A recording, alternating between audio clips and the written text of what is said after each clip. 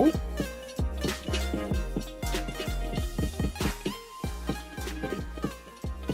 I might have put my headphones on. Ooh, ooh.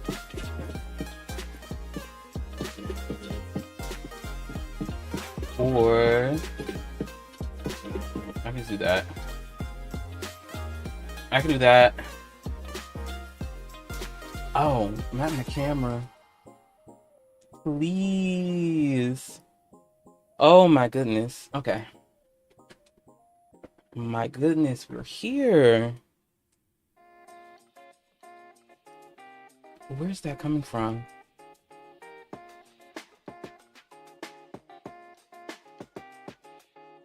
Where?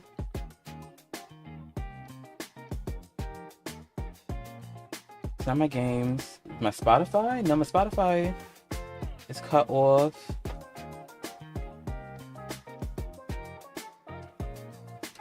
Oh, it's smushed. Okay, we gotta change the aspect ratio next time because it looks so smushed, and I hate that. Hate that a lot. So let me get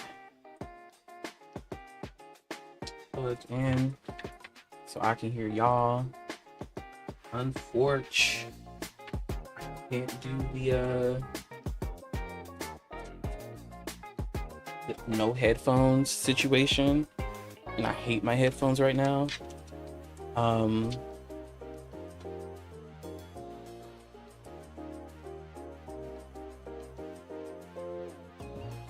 It doesn't seem like my fan, you can hear my fan, but just in case, let me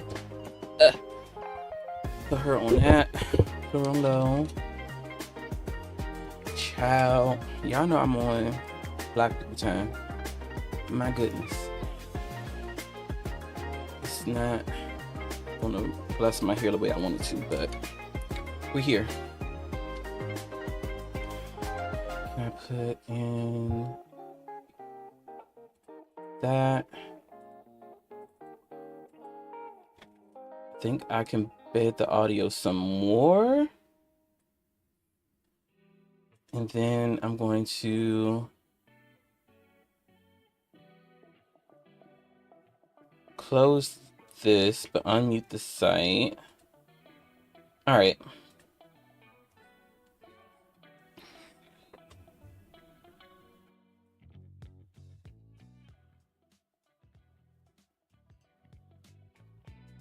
Let me just for a little bit. Okay. Hi, hello. My name is Nani Love Harris. Welcome to Grow with Nalani live stream. This is going to be our pop culture pop-in. So we're going to be in here chopping it up about anything pop culture, anything that's been going around, you know, the internet popping up here and there. Okay, I'm looking up because my monitor is up for like the stream is top. So sorry if that looks wonky. But welcome in. Let's get right into it. Well, actually first, hydrate, med check, you know, baby, get something to eat if you haven't already. It's midday on the East Coast, so please do that. Aside from that, is anything from me? Your girl went to the Doechii concert in DC for World Pride. It was everything. Controversial. I'm glad we got an encore. Did the audience deserve an encore? Absolutely not. Absolutely not.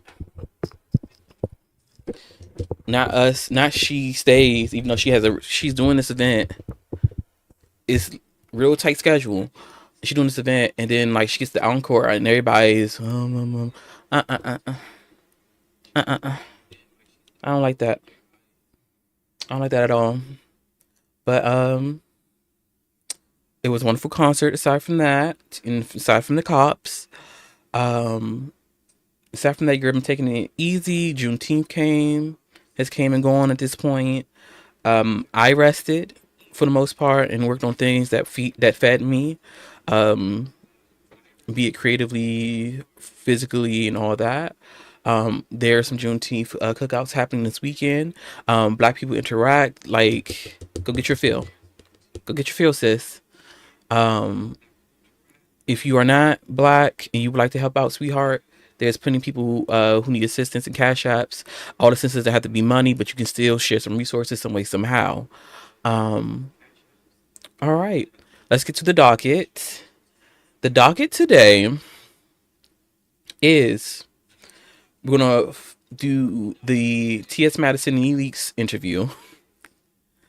Um, we're gonna go ahead and review this Dear Future Wifey episode. It's about 2 months, 3 months old now, but like it started making the rounds again. A lot of people probably like on the far end of discussing it because I've just been around. And what is? Okay, girl, I need to get the prayer cloth out. My goodness. Um, what else?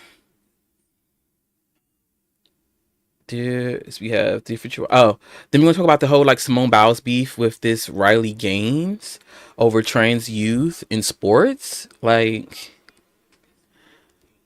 I don't know what's going on. Before we get into it, let's switch over. I don't have a thing on, do I? We do the crossfade. Before we get into it,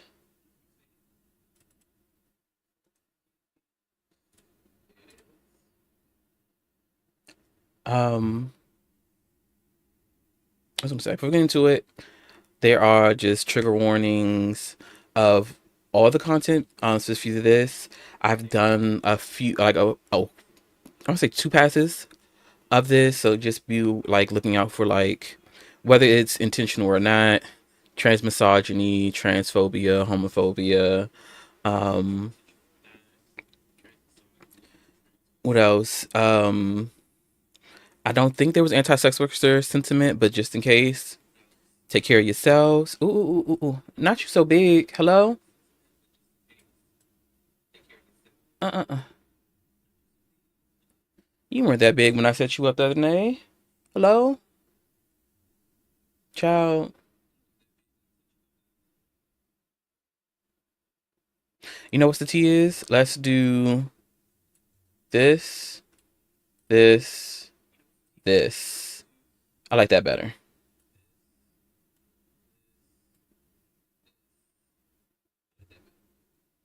Um, and then I can see chat down here. But yeah, let's hop into it. Let's see what the T is. Girl, Miss Nene, your show has been. Ooh, but first we gotta talk about this beat you got over here. Beat. Girl, listen, I had to throw me a little one too. I can't sit next to the girl, honey, and can't I and not come up in love here it. beat. No, these lashes are good. This is a good pair. Listen, the lashes. I feel like as long as they can see your eyes, they got to see your lash. Okay. Like when you're doing TV. Film or anything, you have to have a sickening lash, girl. You It has do. to be at least You like do. what is it, 25 millimeters, something You like think that. so? I don't wear them really long. I need some freaking eye drops, Girl, but I don't listen. wear them that Oh my long. goodness. But yours look good. What about during sex? Oh. Do you like your eyelashes? Do you like long, like beat lashes during sex? It does give a I don't have my fantasy, makeup on. Yeah, but because I just feel like that when you're with a guy, and I Yeah. think that what happens with ladies a lot is that ladies tend to get with their guy and they get Comfortable. comfortable. Yeah. That what can we say here? You can say whatever you want to Oh, say. well, listen, when them niggas, when Yeah. listen, when you get a nigga, it's the way you get a nigga, you gotta keep him that way. It's not always telling ladies that like you always gotta be beat or painted up or Yeah. given the experience, given the trainee experience, bitch. Yeah, but you gotta still need to keep yourself So, together. So, I think ladies get very complacent when they deal with their man or whatever. Like, Yeah. I'm not a man expert. I could be. You could be. I What could do you be. mean you're not a man expert? Oh, I'm not a man expert. I mean, even though I was a sex worker for a very long time. Yeah, you said that. And I'm into mainstream entertainment and stuff now, but I still feel that as I try to tell ladies to, always be aesthetically pleasing to a gentleman, Yeah. even if you plus size. Like over the years, I've gained so much weight. Okay. And you know what it is? And I know people out there watching like, oh, she's so fat, she's so this and other. It's the hormones. Okay. Like I take, not you. It's your hormones. no, Okay. estrogen. Oh, I you're take taking estrogen. Okay, you do. And it's like it has added an extra layer Weight. of meat on me. Oh, really? And so that's why I like a Are skinny. you more hungry? Auntie. Yes. You are.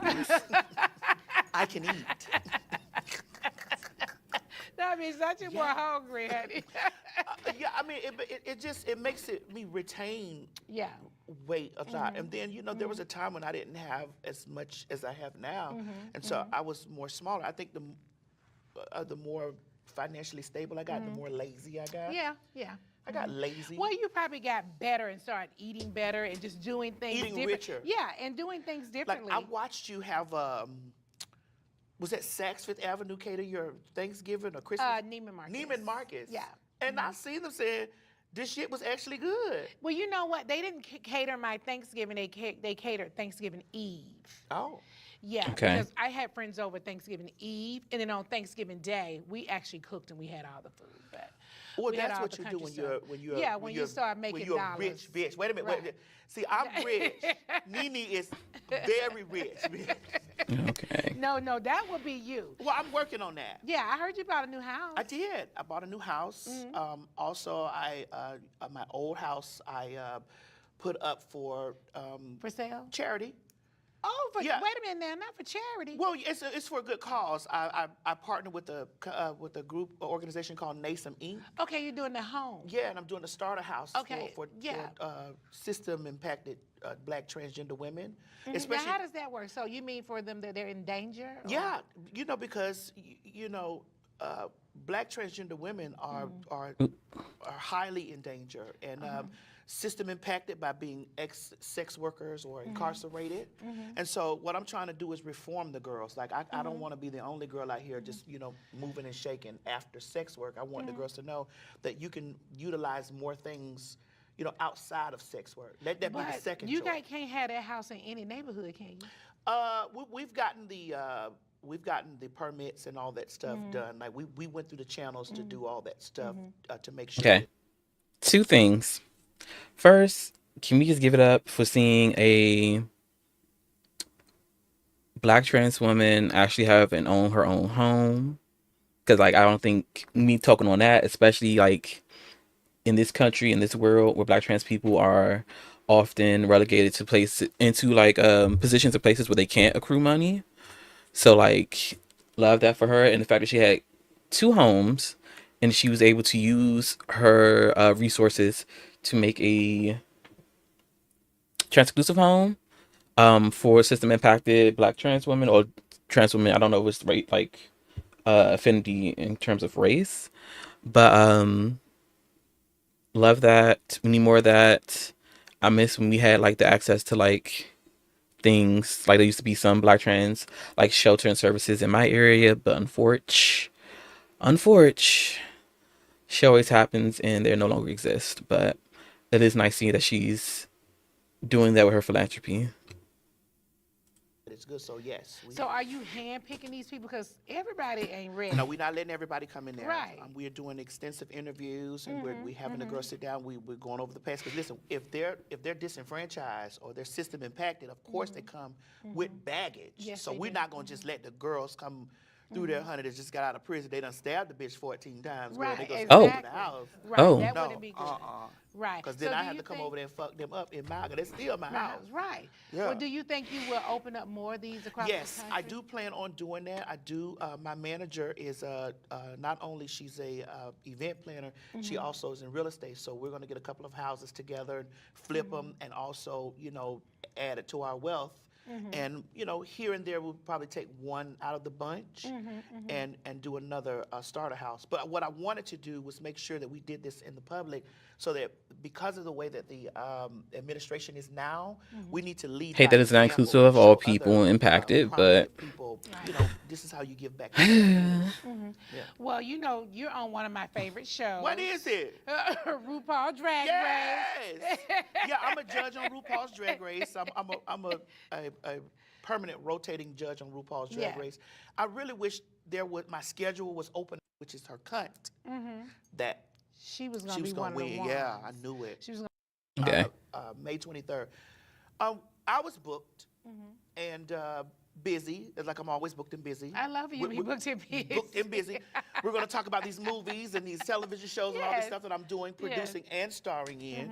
And so, you know, I can't here's like the thing tie this about away. pride. Every gay person is not every gay person's friend. Every trans person is not Correct. every trans person's friend. Correct. And the thing about it is, Woo. I know what tends to happen with Pride is that Pride usually books entertainers and artists and stuff like that. You know, the subsidiary. So I was in the main Pride. That other person, Was it? no, Oh. subsidiary. She was the Context, because I did skip forward. So T.S. Madison was at DC Black Pride. Was booked for that as like one of the key people. As one of the key people, yeah, because she was her, then they had the music guest. But then there's another person named Kaya. They used to do work together in the past. It did not work out. It was very messy because there was a lot of like transphobia and other stuff, and then accusations. And then this Pride with Black Pride in May in DC, Kaya accused T.S. Madison of blocking her money. So like she wasn't able to get. I'm assuming she wasn't able to get booked at places or like, what have you. And apparently that just was not the case. It's like she didn't get booked because she didn't get booked. Probably because she's transphobic. I don't understand why we're booking someone who's transphobic and queerphobic for Pride. I think that needs to be investigated because that makes zero sense. Like, why are we showing money, like giving our money to people who don't like us? It's a fucking mess. party, Oh, the party side. and, which yeah. is okay because Yeah. I've been the party too. Yeah, me too. My thing is, I was accused. We talking about Kaya, right? Yeah, we're talking about that's right, Kaya. yeah, I'll say it. You don't have to. Kaya. We're talking about Kaya, who I used to do the Queen's Court show with or whatever, and we were booked. Well, she was booked. We weren't booked together. We've never ever been booked together. Yeah. You know, since we split up. So she was booked. I don't give a damn because she's booked. Yeah. Listen, I don't work for a bucket of chitlins.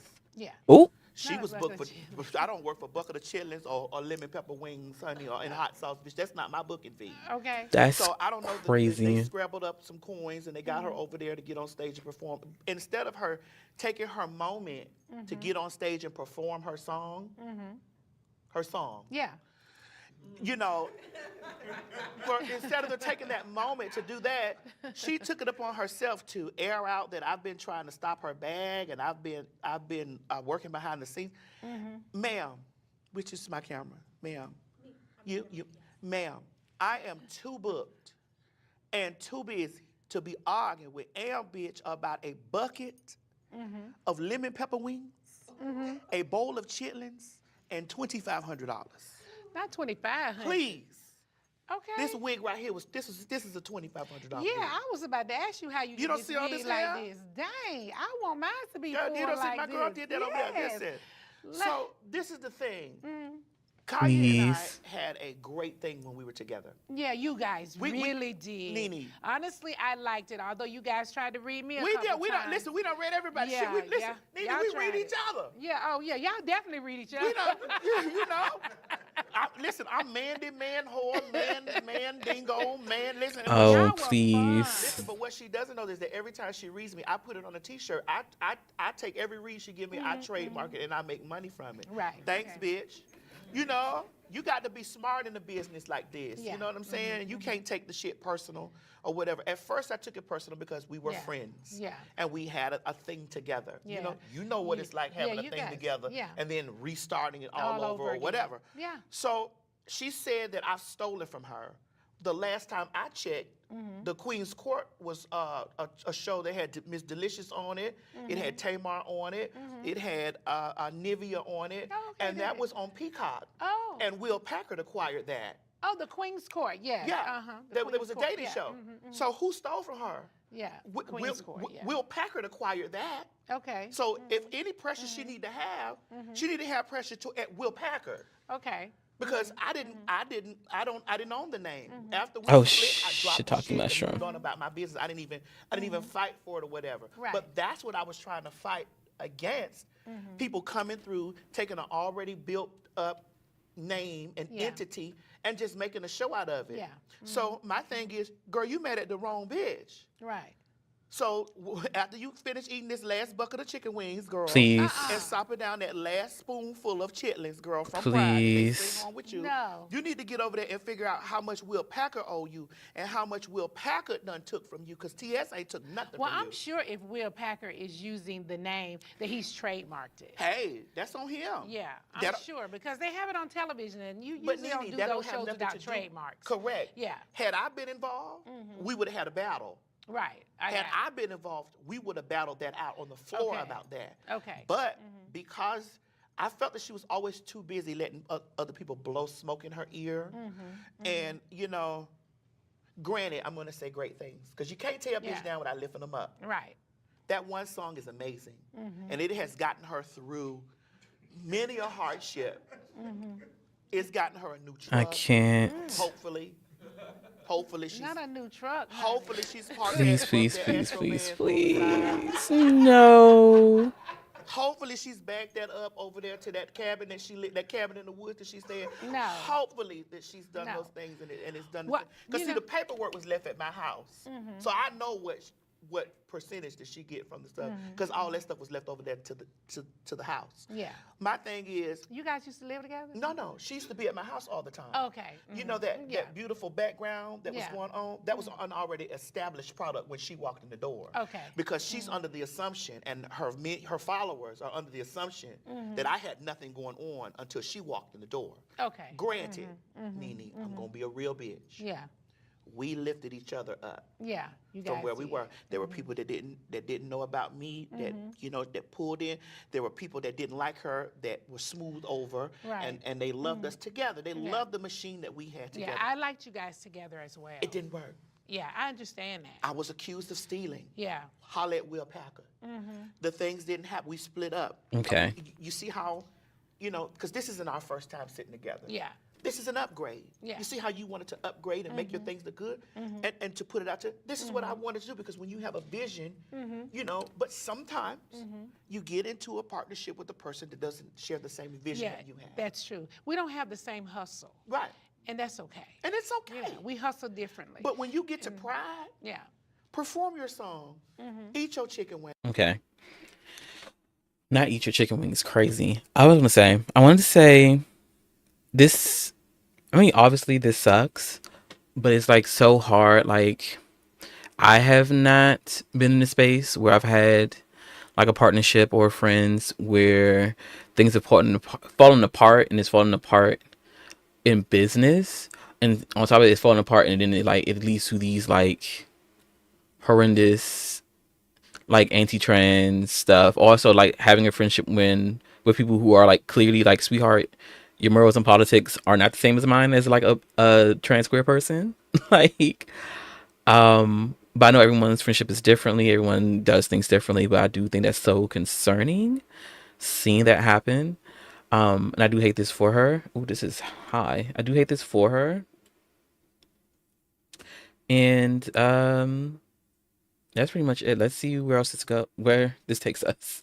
Wings. Swallow your chitlins and don't say shit about me. Right. My problem was not her having a vocal screaming to the audience about me. My problem, for those of you that were taking pieces of the videos and stuff like that and doing your own rundown, my problem was she said I tried to stop her bag. The promoters know that I've never reached out to them. They know that I've never called, communicate. I'm too busy to be calling them. You didn't even know she was gonna be Well, there. I saw it like it was supposed to. Like actually, flyers. I thought it was satire. Okay. Cause Please, ain't nobody booking Kaya. Booking Kaya. You thought it was satire? I please. thought it was It's not satire. satire. It's, As much Girl, as stop. much as she said sissies, punks, faggots, Yeah. trannies, bull, but I would true think that the people would hear because that and be like, "Oh, why okay," would you but hire? but they didn't. And I'm not trying to convince them to hear something that they don't want to hear. Just keep my name out of the situation, bitch. If you've gotten your bag, Follow up again. I do not understand, like, because it's not just a Kaya thing. I think what people like this was for Azealia Banks, a lot of other like, um, not even just like black culture, but like a lot of like femme presenting people who are clearly like homophobic, transphobic, etc.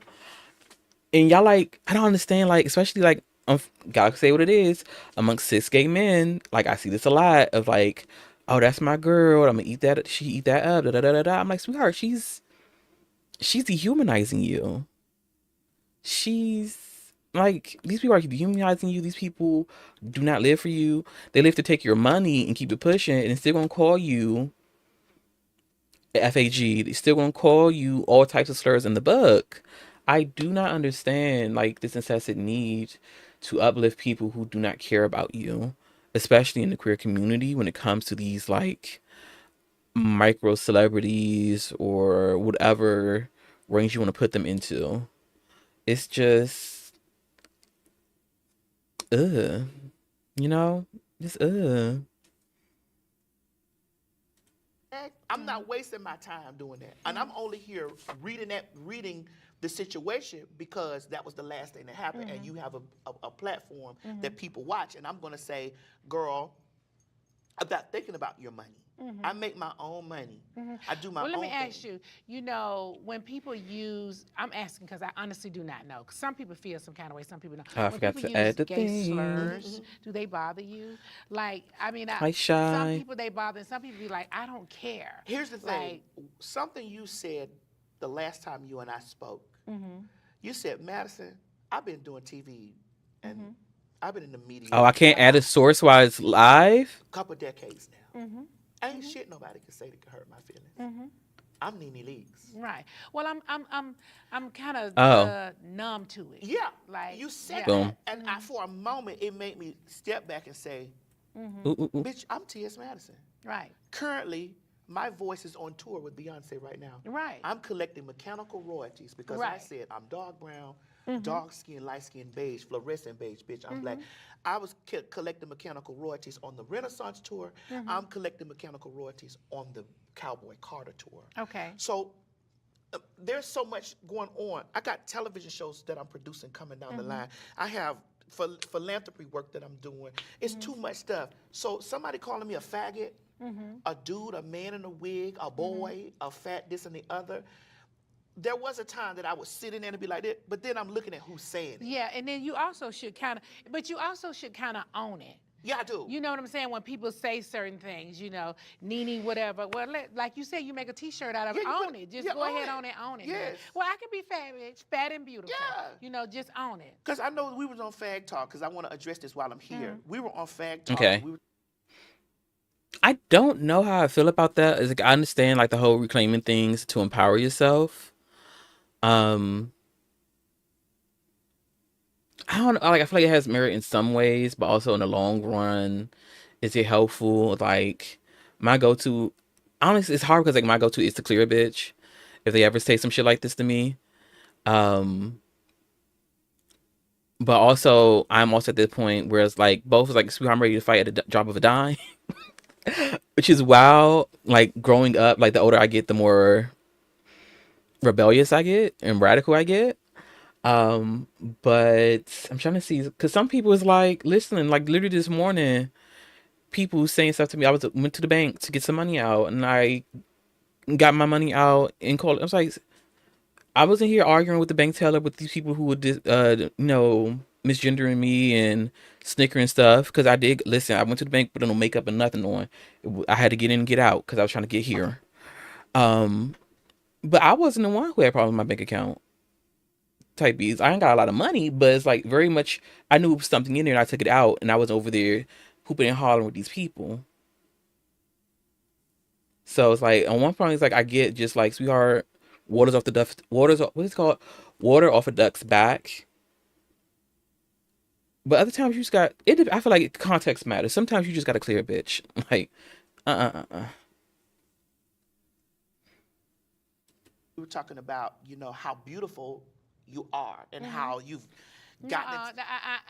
Yeah, you called me a tranny. I did. I said trainee. There's a difference. What's Okay. a trainee? Well, I'm a trainee. Okay. You know, so I said you were giving trainee. When you give trainee, bitch, You giving it? Okay. you're giving it. Okay, put me up on game. Bitch, I'm talking about trainee.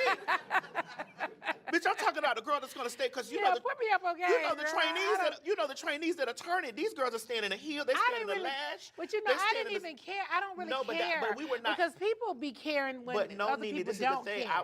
I wanted to make sure I talked about this with you. Make We me were not understand calling it. you a man. Right. Because okay. you are all woman. Right, You're I am. Amazon woman. Yeah. So we were not calling you a man. We were saying, bitch, how beat you are. Yeah. We were saying this bitch is beat. Right. That bitch is in her lash. She's in her shoe. Right. That bitch is in her Yes, hair. so she been in her lash and shoe. I'm That gonna use that from now that on, being in bitch my is lash and being in my shoe. She's in. I'm gonna be from now on using that. I'm in my lash She's and I'm in in her my lash. shoe. She's in her shoe. Yes. She's sitting up under that mug. Thank you. Bitch, I'm she- in my wig. Bitch, she's up under that in my hat. lash and in my shoe. Okay. She is sitting up under that mug. That's what we were saying. Okay, before I move forward and get into this some more, the hair is herring.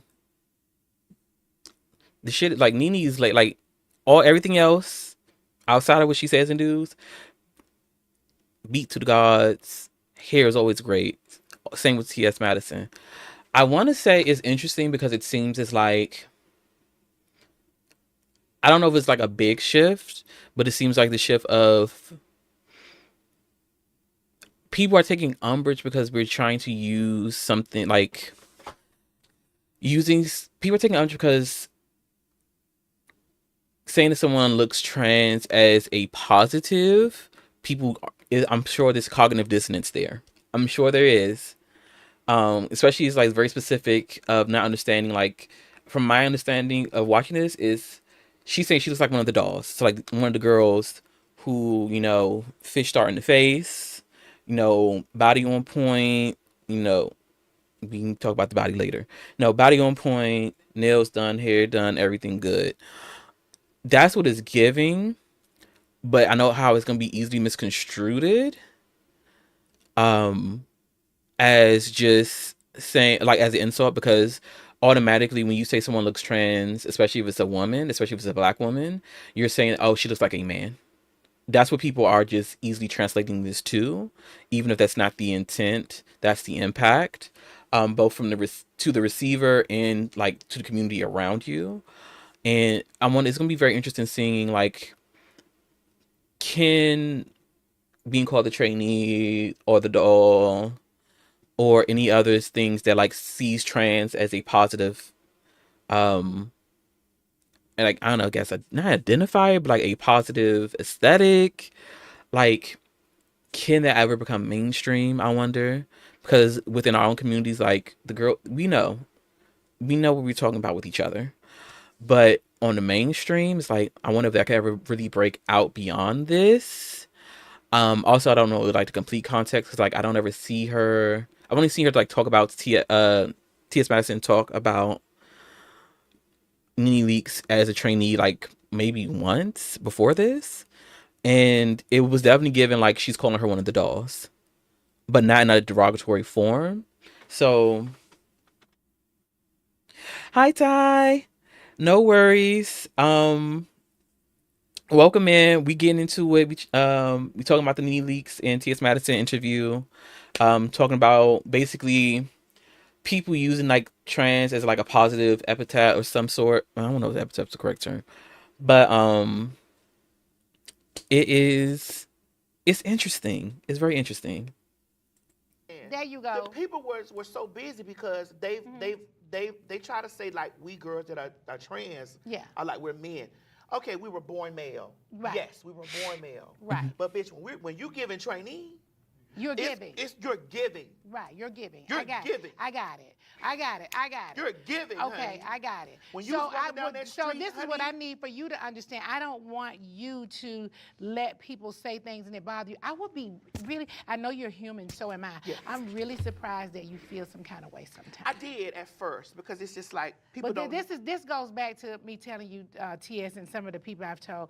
This goes back to your strong friends. People be thinking because we're so strong Okay. that we don't feel some kind of way sometimes. Yeah, we do. And sometimes you do. You be like, I have feelings too. Well, especially when there are people out there that are held Okay. on Real about the strong perpetrating, friends. or telling a false Real. narrative. about you. It's like Yeah. when they held it, like people were trying to spin my words on Yeah. you, saying that you're a I ma'am, never you cared. are a woman. I never cared. Ma'am, you are a female. Please understand, I never I got it, cared. Mindy, but I'm here. I just said we got to ask I'm TS so here she can clearing tell this us in what your- this in- means, but I really don't But care. I'm here in your face, clearing it Yeah. up, telling you, you've been walking. We've been seeing. Yeah. We've been seeing your illusions. We've been Yeah, seeing your. come for the We've been illusion, seeing honey. you I'm giving- able to We've give been the. seeing those shoes. I'm giving you the illusion. I'm We've in been my seeing- wig You've and I'm been in sitting my up under shoe. that lash. She's been Yes, sitting up under under my that lash. hair. I'm gonna be saying that She's from been now sitting up on. under that shoe. I'm saying that when I leave She's here. been sitting up under that mug, bitch, and it was giving the grand sickness. I'm posting a picture today, and I'm Okay. sitting up under my lash.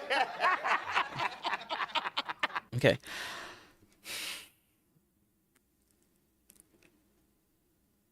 It gives perform. I know this is the interview and this is like giving this television and stuff like that. I don't know why this is given very performative from Nene. I think it's because not just how she's acting, but also what she's saying. Because saying, I don't know, it's like, am I just being too, am I reading in too deep? Of like, you're saying you don't care versus saying it didn't bother me or saying like I didn't take it that way. I'm like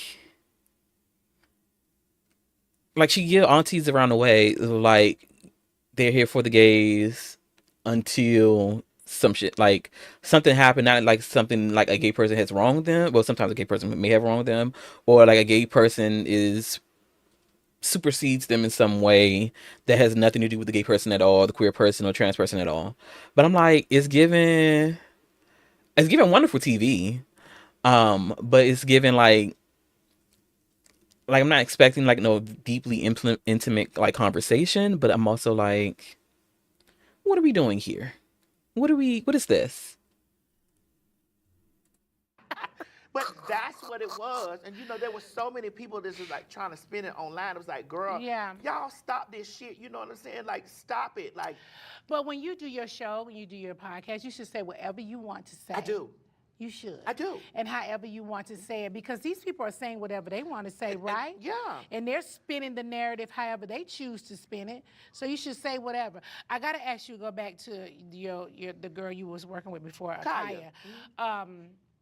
Do you respond to everything? Not everything. I only responded to that. And it wasn't because she, and here, so that the record can be clear. It wasn't because she was calling me a man. It wasn't because she was saying, Mr. Sir, boy in a wig. It wasn't because of that. Because that doesn't faze me. Right. It was because she told a lie and said that I Tried to couldn't stop her touch bag. her money. Okay, First of all, okay. she's a black woman in America. I don't Yeah. give a fuck what me and that hoe going through. Right. I don't care. Right. She's a black woman in America. If she gotta eat her Why was chicken y'all with her giggling in the lemon pepper background lemon pepper when she wings, said that? I ain't trying to stop that. That Right. ain't got nothing to do with me. Right. You understand what I'm Yeah. saying? Even when we split up, I didn't read that bitch until she started talking about my mama. Okay. And yes, for those out there in the comments that's gonna be talking about I wore her grandkids out, bitch, stay off of my Kaya mama. has grandkids? Right. My mama is my backbone. My mama is my rock. Sorry. If the I should not have only made that person in this face. world fuck I'm with so me, sorry. Miss Mary fucks with me. Woo. And so because Miss Mary fucks with me, she know that's the only Ooh, thing child. that really draws me to a dark place. And she'll always hit my mama up. My mama in a chair. Bitch, my mama may be in a wheelchair. But bitch, she is in a luxury wheelchair. Okay. Maybe Right. we need to let you borrow it so we can put it up under your grandbaby's eye and No. it'll drive right back to this one so they can be even the next time that they looking at you, bitch. No. No. The next time, borrow my mama's I can't. expensive wheelchair to drive your grandbaby. Child, trigger warning, ableism. Trigger warning. I don't. Oh, Jesus Christ. Oh, Jesus be a biscuit. I cannot with this. Back in its place, in its proper place, so that they can look at you when they saying grandma. That's my thing. Stay off of my mama. Uh-uh. It's hard because morally and politically, I'm like children are off grounds. It's like if it's not the person, them and themselves, I don't. I tried like morally and politically. It's like I'm gonna read you. I'm gonna read you down. If I'm gonna come for you, I'm gonna come from you specifically. I try not to ever do that, but it also is like the street mentality in me is like everything goes. Even though I know it's listen, that's the inner conflict I need to go through in therapy because I'm like, ugh, but also like we can still insult people without it being um deeply ableist, without it deeply being about the body and question like talking about people's body and stuff like that. I know to her it does not matter because she came for her mother, and I'm not. That's not even an argument or like a point of contention. That's her. Ooh, not me putting in front of the camera. That's her prerogative. Ain't nobody finna fight her on that. That's a waste of time, and that's be so for real. But it is hard because I'm like, dang, like I to a certain degree I get it, but also like I keep talking about ethical insults because like even that doesn't sound right at all. But it's like it's a way we can still like break someone down, like for real. I don't know. It's just maybe I'm just trying to be too nice. Stay off her. Cause my mama don't. My mama has never tore her up. My mama ain't never said no ill shit about her. You know what I'm saying? Whatever pressure me and her got, that we got that. Yeah. Every time she hit my mama, I'm hitting her grandkids. Ooh. Every time she hit my mama, But for real though, I'm but hitting her, on the real I'm hitting deal her is- door. Yeah. Every time she hit mama, because I ain't even got on her son. Please, Wait please, now. please, I ain't please, even, please, I ain't even please. dug deep. Look at you. I ain't even dug. But it's just Not all right, we Myrtle. don't- Go do your thing in life. And listen, I know I hit that bitch so hard because that bitch ain't called me in 10 years. She called you? That bitch called my phone. Oh, We she- riding down the street. My phone ain't ring from her. She left that house and blocked me. That bitch ain't called me in 10 years. She picked up her phone. It's been to 10 me 'cause I was years? pouring tea. I told her about that vitamin water that she lost money with that nigga. Oh, the she vitamin was, water. with that she was laying up with, honey. That was in love with Kevin Gates. That got Kevin Gates' name. tattooed on Not the Kevin side of his Gates. neck and laid Not right down Kevin in bed with her Gates. and Please, spun please, them please, off Not on money over lay please. back that. down No. in the bed. And so we need to talk about the real reason Absolutely why she not. like punks. But that's another story. My thing is, say what you want to say about me on stage. Get your bag. But bitch, don't tell these people I tried to stop no money from you. I believe in the law. Oh shoot, I didn't put on a thing Work that with it game for me. I'm They live. try to stop you from working. That ain't gonna do nothing but fall back on me. But here's the deal, though, for real. You will not really respond to Hold up. everything. You Wait, just wait, respond wait. to that big- I forgot to say I'm live. How do we do?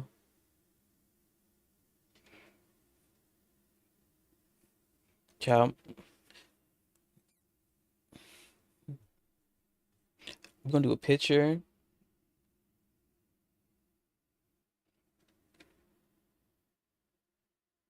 Oh, I forgot. I still have my freaking things. Discard.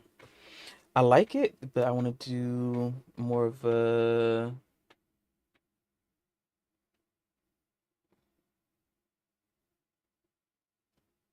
You know what? We can do a little.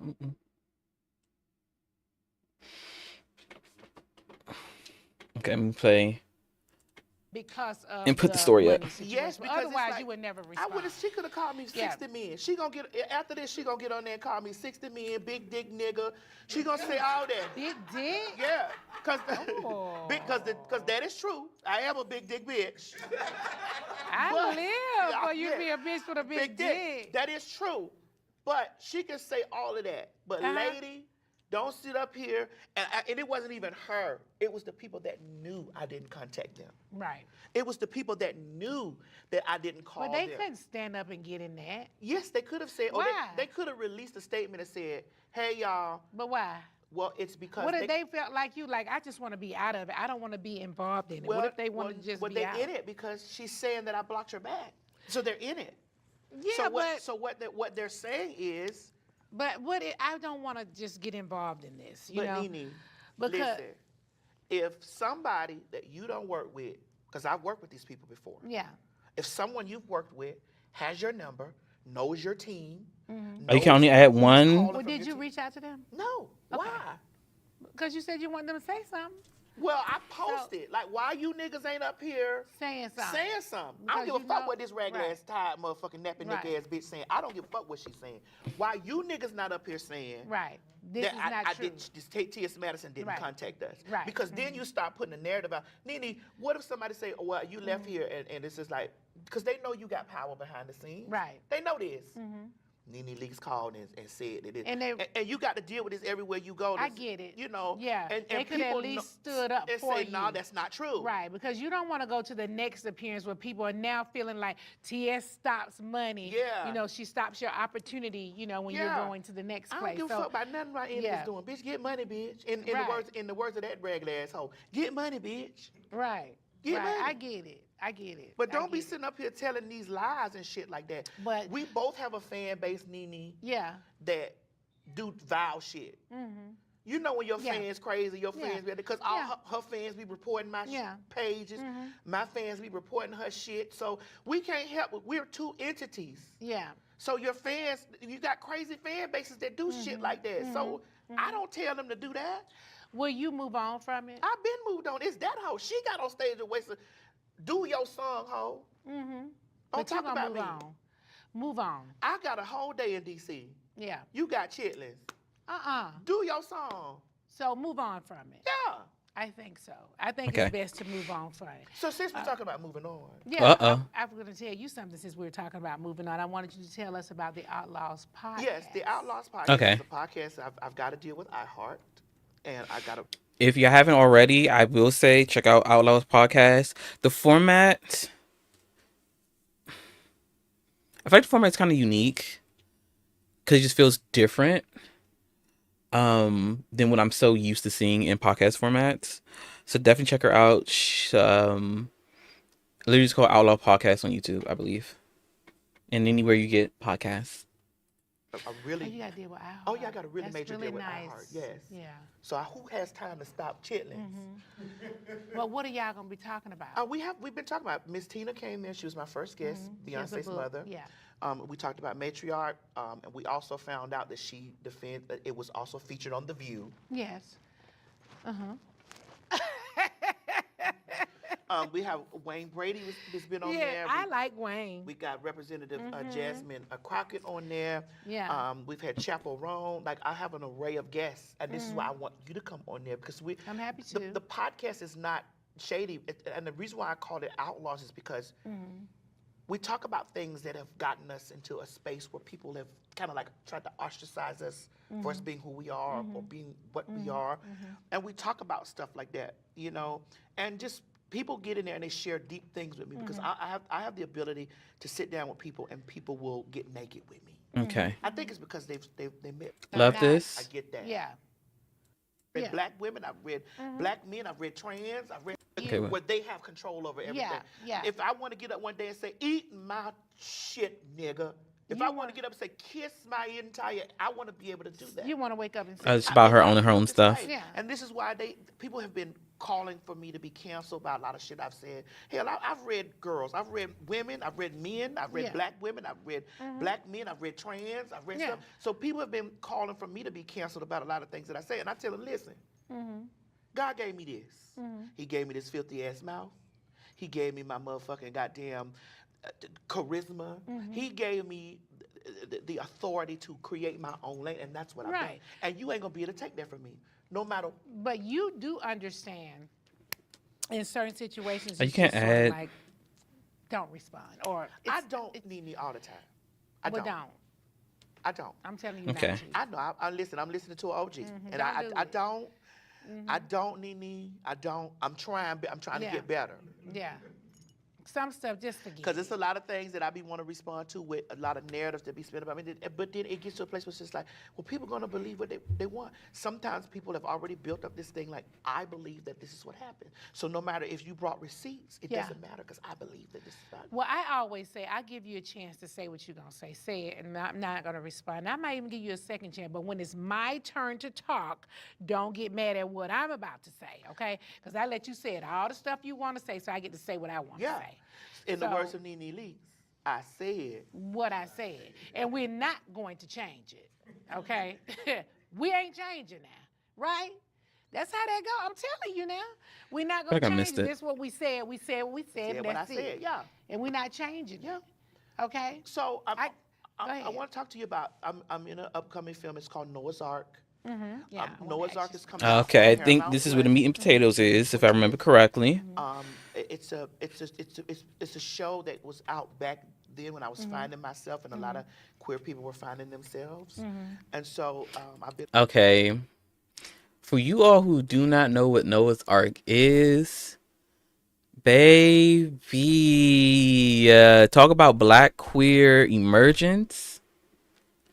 Um, TLDR, Noah's Ark was a show on Logo TV, which I don't think they have a channel anymore. I think they're all their stuff thing is online only now. And it's about like a group of black queer men. Not black. I don't think all of them were black. Mostly like group of queer men. Majority was of them were black cisgendered men, and like their life going through things and like fall in love with trade, and then trade, finding himself and standing 10 toes on his own, being true to himself. Um, it was everything. Like little mini story time. Like I literally remember, um, in our old home growing up, my room was in the basement, and I remember like doing like my summer jobs and stuff, and then coming straight home, going straight into that basement, and watching Noah's Ark, watching like the first and second season of like RuPaul's Drag Race, and this is like before like actually like really coming out and stuff like that. So like I remember like that being like a core memory for me and my queerness. Um, and watching it now would probably be I would suffer, because it was still cis foolishness, girl. It was still cis foolishness, but it was. I do think people should watch it with a grain of salt, just because things over time don't age well. Like everything's not wine. Um, but definitely, I think you all would like that. been added to the cast. My character is Lady Genevieve, and I'm so excited because that's the next thing that's coming out. I'm so excited for it because the new kids get the opportunity to see a lot of the new queer people get a chance to see a lot of themselves in the characters, the older characters, and the new characters that are brought to the show. Yeah. Well, I want to ask you a few questions, Yes, I and like that this. some of the fans have. One of the things is that you've said before that you was a sex worker. Yes. What does that mean? I was a sex worker. I was a prostitute. I've done adult film, Okay, and I didn't just prepare yourself. I don't know how educated she is or how educated um Nene Leaks, her as a Nene Leaks team. I don't know how educated they are to be talking on sex worker issues. So, sweethearts, take care of yourself if you need to. do them. I owned it. It was my intellectual property. A sex worker, like you walk the street I walked the streets too and then let somebody pick you. and pick me up.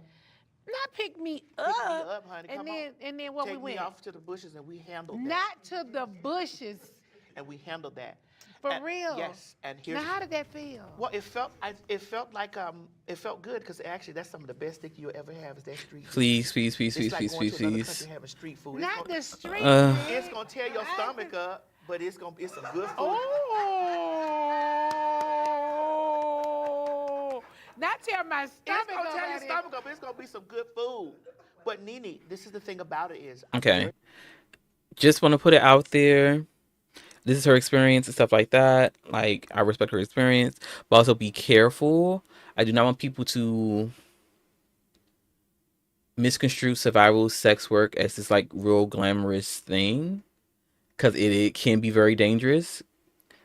Like, that's I just want to pick for no one's like, oh, like we can kiki do this. Survival sex work, especially on the street, can be very dangerous. Like, do not misconstrue this as just some way for some good dick. Like, that's all I want to say on that part. very vocal about that, and I'm very open about those things because I'm not ashamed. Because here's the thing: you'll get into a mainstream space, and people will be like, "You're a porn star." You telling something, you can't tell my story, I'll Yeah. tell it. Yeah. And it's awarded me to partner with Lee Daniels. Yes. And Lee Daniels and I are making a biopic series about my life as a sex worker. Well, let me ask you this about sex work, because I ain't never been a sex worker You before. just was a dancer, I was a dancer. but that's a part of sex work. You think so? Correct. I wasn't addicted or anything. Well, I wasn't addicted to the I sex. see. The Now, what you mean? People who do sex work, huh? How are you going to just make this automatic connection of, oh, you do sex work, you're addicted? Hello? Huh? Oh, I hate how people perceive things. Like, that is not the tea. Like, everyone who does it is not because of drugs. It's not because a lot of people are doing this because they're survival or they're putting it in different ways. It's just to automatically go to that is like, oof, oof, ugh. Please, please, please, please, please. Like, school and then went on. Well, I needed to pay for housing and living. And until Vine came along, Yeah. that's when my trajectory changed. Like 6 seconds changed my life. Were you addicted to it though? also, sex work is very expansive. All sex work is not you having to have sex with people. Physically, it can be virtually, it could be dancing. It is very expansive, even though people may not think it is, because we've been taught that it only has to be this one specific thing. Yeah. As a sex worker, I became numb. Yeah. I'm I can see that. in this space and time in my life right now. I'm learning how to have emotions for people, Yeah. for other human beings. Yeah. Because when you have people touch you, Yeah. or and especially men, Yeah. Yeah. men lie when they wake up. Yeah. Oh, they lie when they wake up. They wake up and it's done told it's just lie. Well, let me call this fool back. He Yeah, was he's- lying he's- this morning. he's- Lies Please. this morning. You gotta understand that you become so numb, like you are numb Yeah. to the ridicule Yeah. or whatever. Yeah. You become numb. Like people will try to put their emotions and their feelings on you, and I'm now. It's like if you had cancer. I don't know if anybody out there has ever had cancer. My husband had cancer. Yeah. Oh, you remember him going through it and he developed Yeah. Neuropathy. Yeah. Is In that- his is that the hands. word? Yeah. It's neuropathy, right? Yeah. Your tips are numb. You're numb, your feet is Yeah, numb, your fingers are numb, yeah. like everything is Yeah, numb. yeah. And it's just like after the chemo and he started getting himself together. Yeah. This is what this chapter of my life has been like for me, is learning how to reconnect my feelings and emotions to humans, to people, because I didn't have it. Well, are you still having sex? Yes. Dang, that's deep. That's deep. Like, that's really real. Whew. Like, okay. Like, I have no frame of reference or research for that, but I can only imagine. And, whew. Mm-mm-mm. You are, and you feel it. I mean, I mean, I like when I this say question. you feeling No, it, I like like this question. I mean, like, are you in it? I guess. I like this question. Like you in it. I do like this question because I'm going to answer it with a very honest answer. It's hard. It's hard. It's hard to try to connect them because I've been so accustomed to men giving me money Right. that if and this is why I'm very meticulous about who I have sexual intercourse with, because what tends to happen is have a thing like you've used me. Yeah, I can see that. Because I can been- understand that. I've been accustomed to being, paid, and so a person laying down having a sexual encounter with me and didn't Yeah. give me anything. So I'm very meticulous. I'm like, nah, and I'm in this space now. You have to worship me. Right, that's true. I need to be worshipped. Well, you say it's big. They probably It really is. like it. It bought me a house. It bought me the first house. Wow. It bought me the first house. Yeah. So you use it. Yes, You use it. viciously. Wow. Not you I can use see you it. being like not connecting Vicious. and being really Yeah. mean with it. Yes. No. To get on your knees and eat. Ooh. Is you hungry? Ooh. Get on your knees and eat, nigga. Ooh. Savage, baby. I love that. separate. But you don't. But you don't. I get it. I get But that this you're is not why in I it. like dominant women. Like I'm very drawn to women who are in control. Like I like women who command a presence. I like women who know what they want and who is not needy for a man. Have you ever slept with a woman? I've never been. I feel like there's something there about the whole dominance thing, especially the dominance of the femme. Well, dominating femme, not dominance of the femme. Um, because I see that like not necessarily in sex people who've done sex work, but I do see that a lot in a lot of queer and trans spaces of like this child, not the landscaping. Um, I don't know. I feel like there's something there to talk about of like this attraction to the dominance of dominating femme people amongst us. I don't know. It's not like a bad thing, but I'm like, it's not a bad thing. And also, all things related to dominance and kink does not have to be like an underlying issue because I don't want to perpetuate that even in saying this. So let me put that out there. But I do wonder if like, is there something that like the researcher in me is like wants to explore that. With the one, well, hold on. No, I mean sexually for real. Hold on, I gotta add this up. Okay, the year. I've been with a couple, and we talk about it in my book that's being made too. Like had sex. Yeah, I've been with a couple, but I couldn't function with her because I'm not sexually attracted to women. Right. But when she saw How nice and how strong well endowed it I was, honey, yeah. she was like, ooh, she asked him because she get on. I was like, no, ask him, ask me. Right. I know y'all Mm, using me, but this still mine. That's how. not. Ugh. Ew, not you, not ill like of TS Madison, but ill to the person. Like another per, you're asking someone else, can you use another person? Do we not see how fucked up that is? Huh? Ugh. But also, I wonder what's the deal with this with granted, like mine's never in the context of like I've seen this happening so much amongst like trans femmes of like that whole couple situation, and I don't know what's the tea with that. Like, why the couples keep coming for the girls? Why y'all can leave the dolls alone? How you feel? Yeah, That's how you feel. I felt. I know y'all using me, but this still mine. That's how you feel. That's how I felt. I want you to not feel that way. Now I'm getting better. Like I'm getting to a space where like if I have a sexual, it's like, okay, I might like you a little bit. Now, you Aw. think they use you because of the size? The size, the aura, the energy, the dominance. You know what I'm saying? You must be hung. I have a little piece. Please, please, please. I got a little piece. I mean, listen, when I lose some weight, bitch, I'm gonna gain about 3 more inches. Yeah. Wow. So you're not in a serious relationship. You're exclusive with someone? I have moments. Yeah, moments of exclusivity. It's all my No. niggas got to go home. Well, I ain't mad at that. They can go home. Yeah, they got to go home. But is it like one you favor over all Oh the yes, others? there's a few Oh, I favor over ours, but this I one. forgot. I did not know that was a And feature. here's the thing about that. I don't know how to be a wife. So you they don't? got to have somebody that's gonna do them duties. Okay, I want to get into this.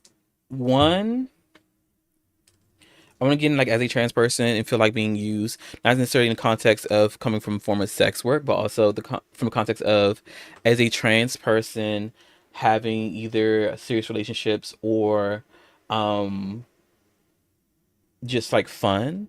I've noticed like I feel that like concept of like being used um because unfortunately like meeting with people in the world, especially like cis folks, um it's a lot of chasers. It's a lot of chasers out there.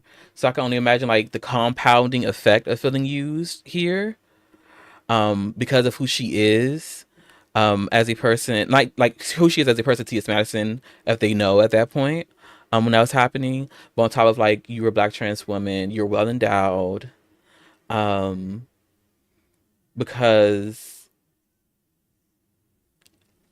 I don't know, but it's just I can relate to that to a certain degree because like it's such a real thing, and I wonder like how other trans women feel about that or trans femmes feel about that. Um, because it's definitely ick for me. It's definitely ick for me. What else did she say? Why you don't know how to be a wife? Listen, You look Nah, I don't. Okay, let me like her a finish wife. can this. be. Yeah. And then I'm gonna call the maid in there. She gonna do the cooking and frying and shit. I ain't doing all that. You look like a wife. I can be, Yeah. but Yeah. I'm the wife Hey, that's gonna basically tell you Cadence. to get down and eat. And then that Okay, here's my thing about this cis hetero patriarchal bullshit. Now that like, I don't at this point in time I do not date cis straight men anymore. But one thing that I've noticed from them or from yeah, even back when I was like back when I was dating like cis gay men before transitioning stuff like that, the trade and all that stuff, child, was a mess. We live and we learn. This weird.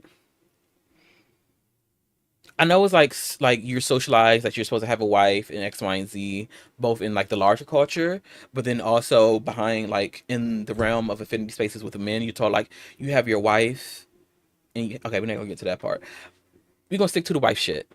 I hate this concept that now that I am perceived as femme, that I need to be a wife, a mother, off rip. I need to be in some form of a nurturer and a grower.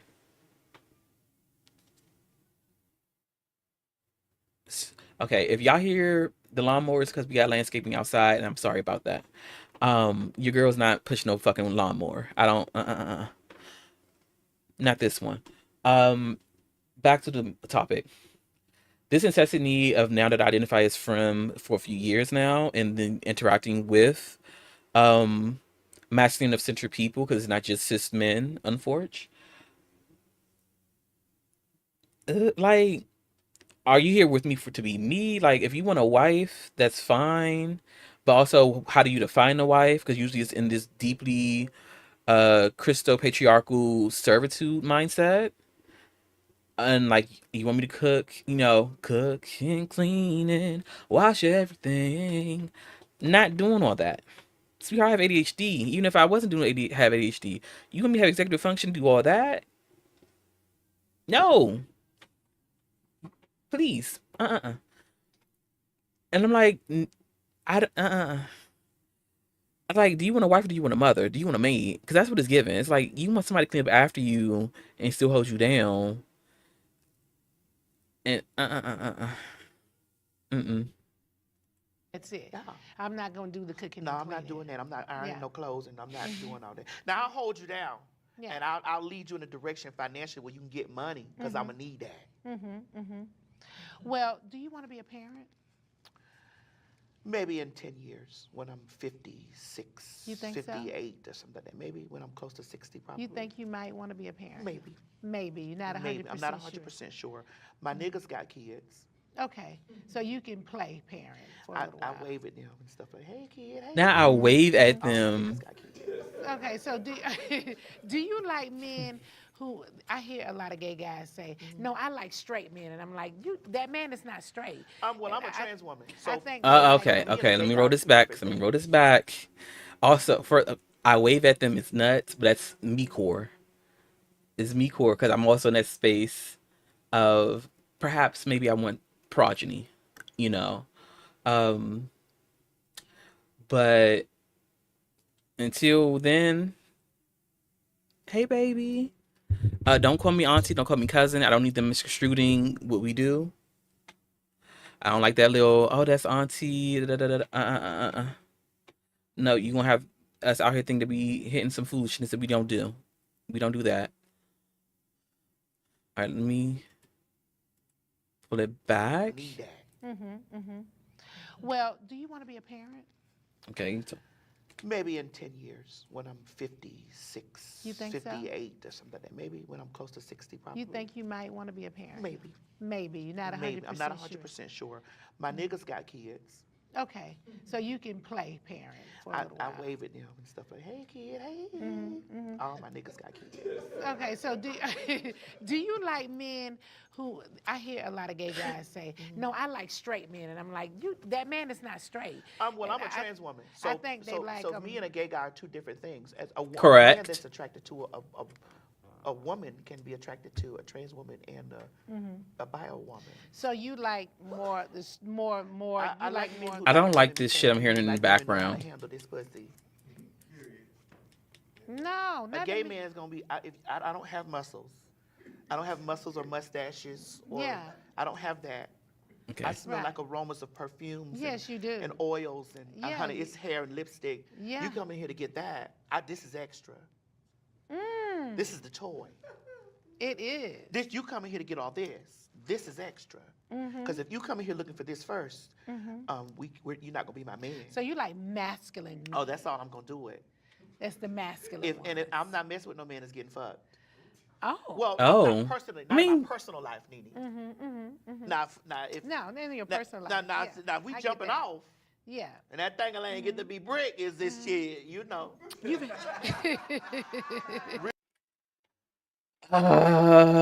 Okay, let's start from the top of like this again, this deeply problematic seeing of trans women as men, specifically as gay men. Like that's not the case at all, sweets. That's not the case at all. It does not matter what is going on with the trans body, if they exist, how they identify themselves, how they identify themselves. Period, plain blank. Identify as a trans woman, you're a trans woman. Identify as a trans man, you're a trans man. Like, also this belief of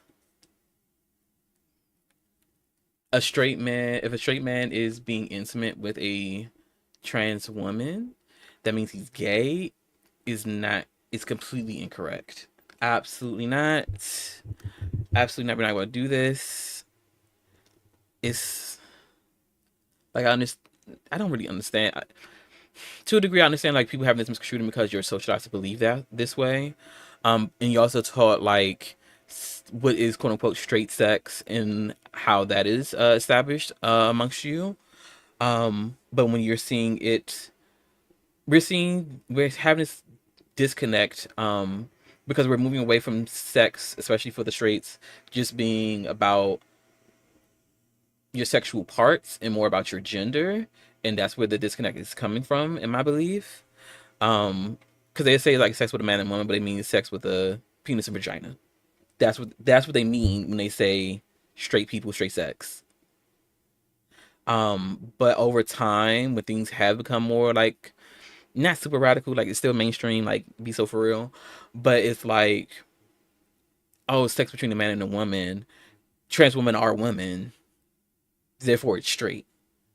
So this is that disconnect that I feel like people are having, and it's causing people to have that cognitive dissonance. Um, like, sweetheart, he can be straight. Like, it's not that deep. It's a label. If that label makes them feel safe, whatever.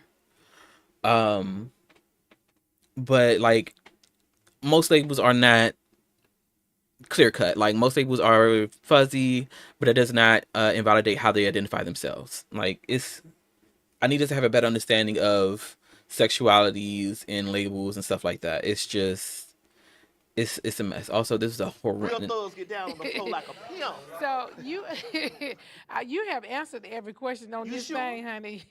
Yes, one of the questions I see on here said you wear so many hats. How do you stay grounded? My mother. Yeah. Aw. My mother keeps me grounded. My Does mother, your mom live with you? Yes, my mother lives with me, and she keeps me grounded because my mother makes me go in the grocery store. My mother makes me.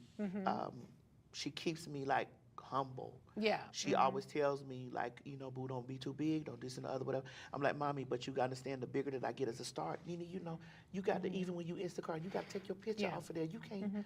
I don't Instacart. I've never done it before. You go in the grocery store. Yeah, I like going to the grocery store. That's the only place I get a chance to go. I love going to But the grocery Nene, store. the people. I go right. They come in there and talk, and I be instantly like, hold it. 1 second. You don't Like, have your, I'm you over have here your trying. bodyguard with you. Sometimes not. I walk sometimes. Well, the Whole Foods is right by me, so I can just kind of walk into the Whole Foods. It gets a lot. And It gets to be a now lot. certain grocery stores, I have to think about, can I go in them or not? Like I wanted to go into Kroger one day, and I sat in the parking lot. I was like, now how am I get in Kroger? Yeah.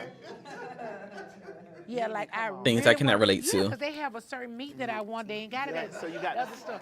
Yeah. I And was don't, like, I don't can't really get in grocery there. shop. I go out to certain places that are, whatever. Mm-hmm. I have my team. I have my bodyguard and stuff with me. Mm-hmm. And then sometimes I don't have him, and I try to keep my mother protected too because Yeah. And we're also living in a time where the government has tried to make trans people public enemy number one. So I still have to think about my safety and stuff Yeah. like that too. Like even at the airport, I go to the airport, I gotta go film tonight. This how you gonna go? I got to go whooped up like this, so I know it's gonna be picture, and it's okay. But are you gonna wear your dress through there? No, I'm gonna wear some sweats I'm or gonna wear something? girl, I got a lot of body, so whatever I put on. Yeah, it's gonna- sweats, and you can wear flats. Yeah, me too. Yeah. That's how I go through there. I wouldn't dare go to the airport with heels. You know who I under ran into no the airport? I ran circumstances. into Kim Kim who? Zolciak. Did you? She just hit me in my DM the other day. I ran into Kim. I ran into I see a lot of people in the airport. Kenya. Yeah. I ran into Kenya, too. but they be real inconspicuous. Yeah. Sometimes they be what they had on. Yeah. I'm just be flowing through. And it Yeah. all depends on what video done went viral. Yeah. That the girls be like, girl, see ya, girl. Girl, I landed in Mexico, Yeah. Puerto Vallarta. Girl, the plane, the door opened, and the lady said, I was like, oh shit. Can I get a picture? And then it just started like that. I was like, oh Yeah. my God. When that happens, so that happens when you're in a busy place and one person asks, it's like, oh my God, we're Yeah. about to open up a can of worms. Here. Yeah. Like everybody is coming Do in. you love your everybody- life, Nene? I do. I'm getting in a much better place where I feel like I Did they am cut the part? really at peace with everything in my life. So I am happy. There's a piece of my life that's missing. My husband's not Yeah. here. I'm used to having a partner with me. Are you dating?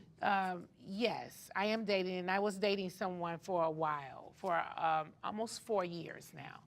But we're not dating anymore. Okay, good.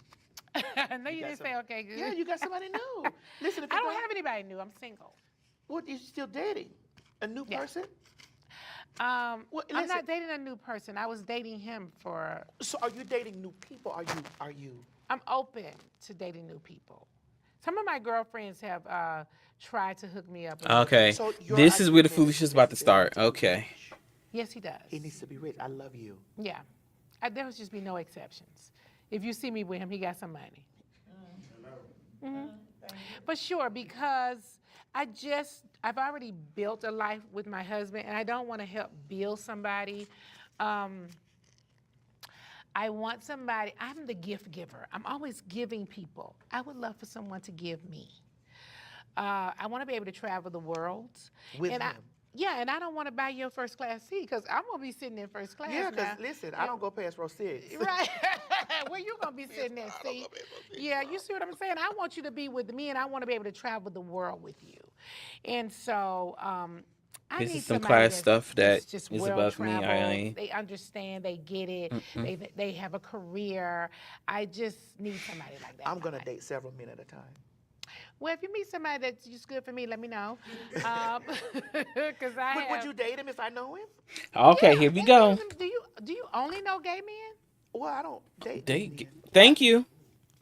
Okay, well, I when you guys be saying that, that's weird. Why? Because what do Okay. you mean you don't date gay men? Because if he is sleeping with you and sleeping with a woman, he's something. Well, he's not gay. What is he? He's definitely not gay. He's bi? Okay. Okay. Child. I'm about to crack over a cold one being a Capri Sun child. My goodness. Herein is why this shit was viral. Because we get into it. This transphobic idea, transmisogynistic idea that if a straight person has intimacy with a trans woman, that they are gay or that they are DL. Well, DL gay, same thing, but like they are gay, they're down low.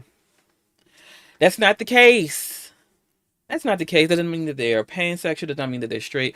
Like they could. They gonna get into that. If the person identifies as what they identify as what they say. Period. Point blank. Who they sleep with is who they sleep with. Period. Point blank. Like we're not these mental gymnastics of of like homophobic, transphobic, transmisogyny bullshit. No, no. And I feel like even if this is like a TV take, I feel like the team could have done a better job if they really wanted to not have this happen.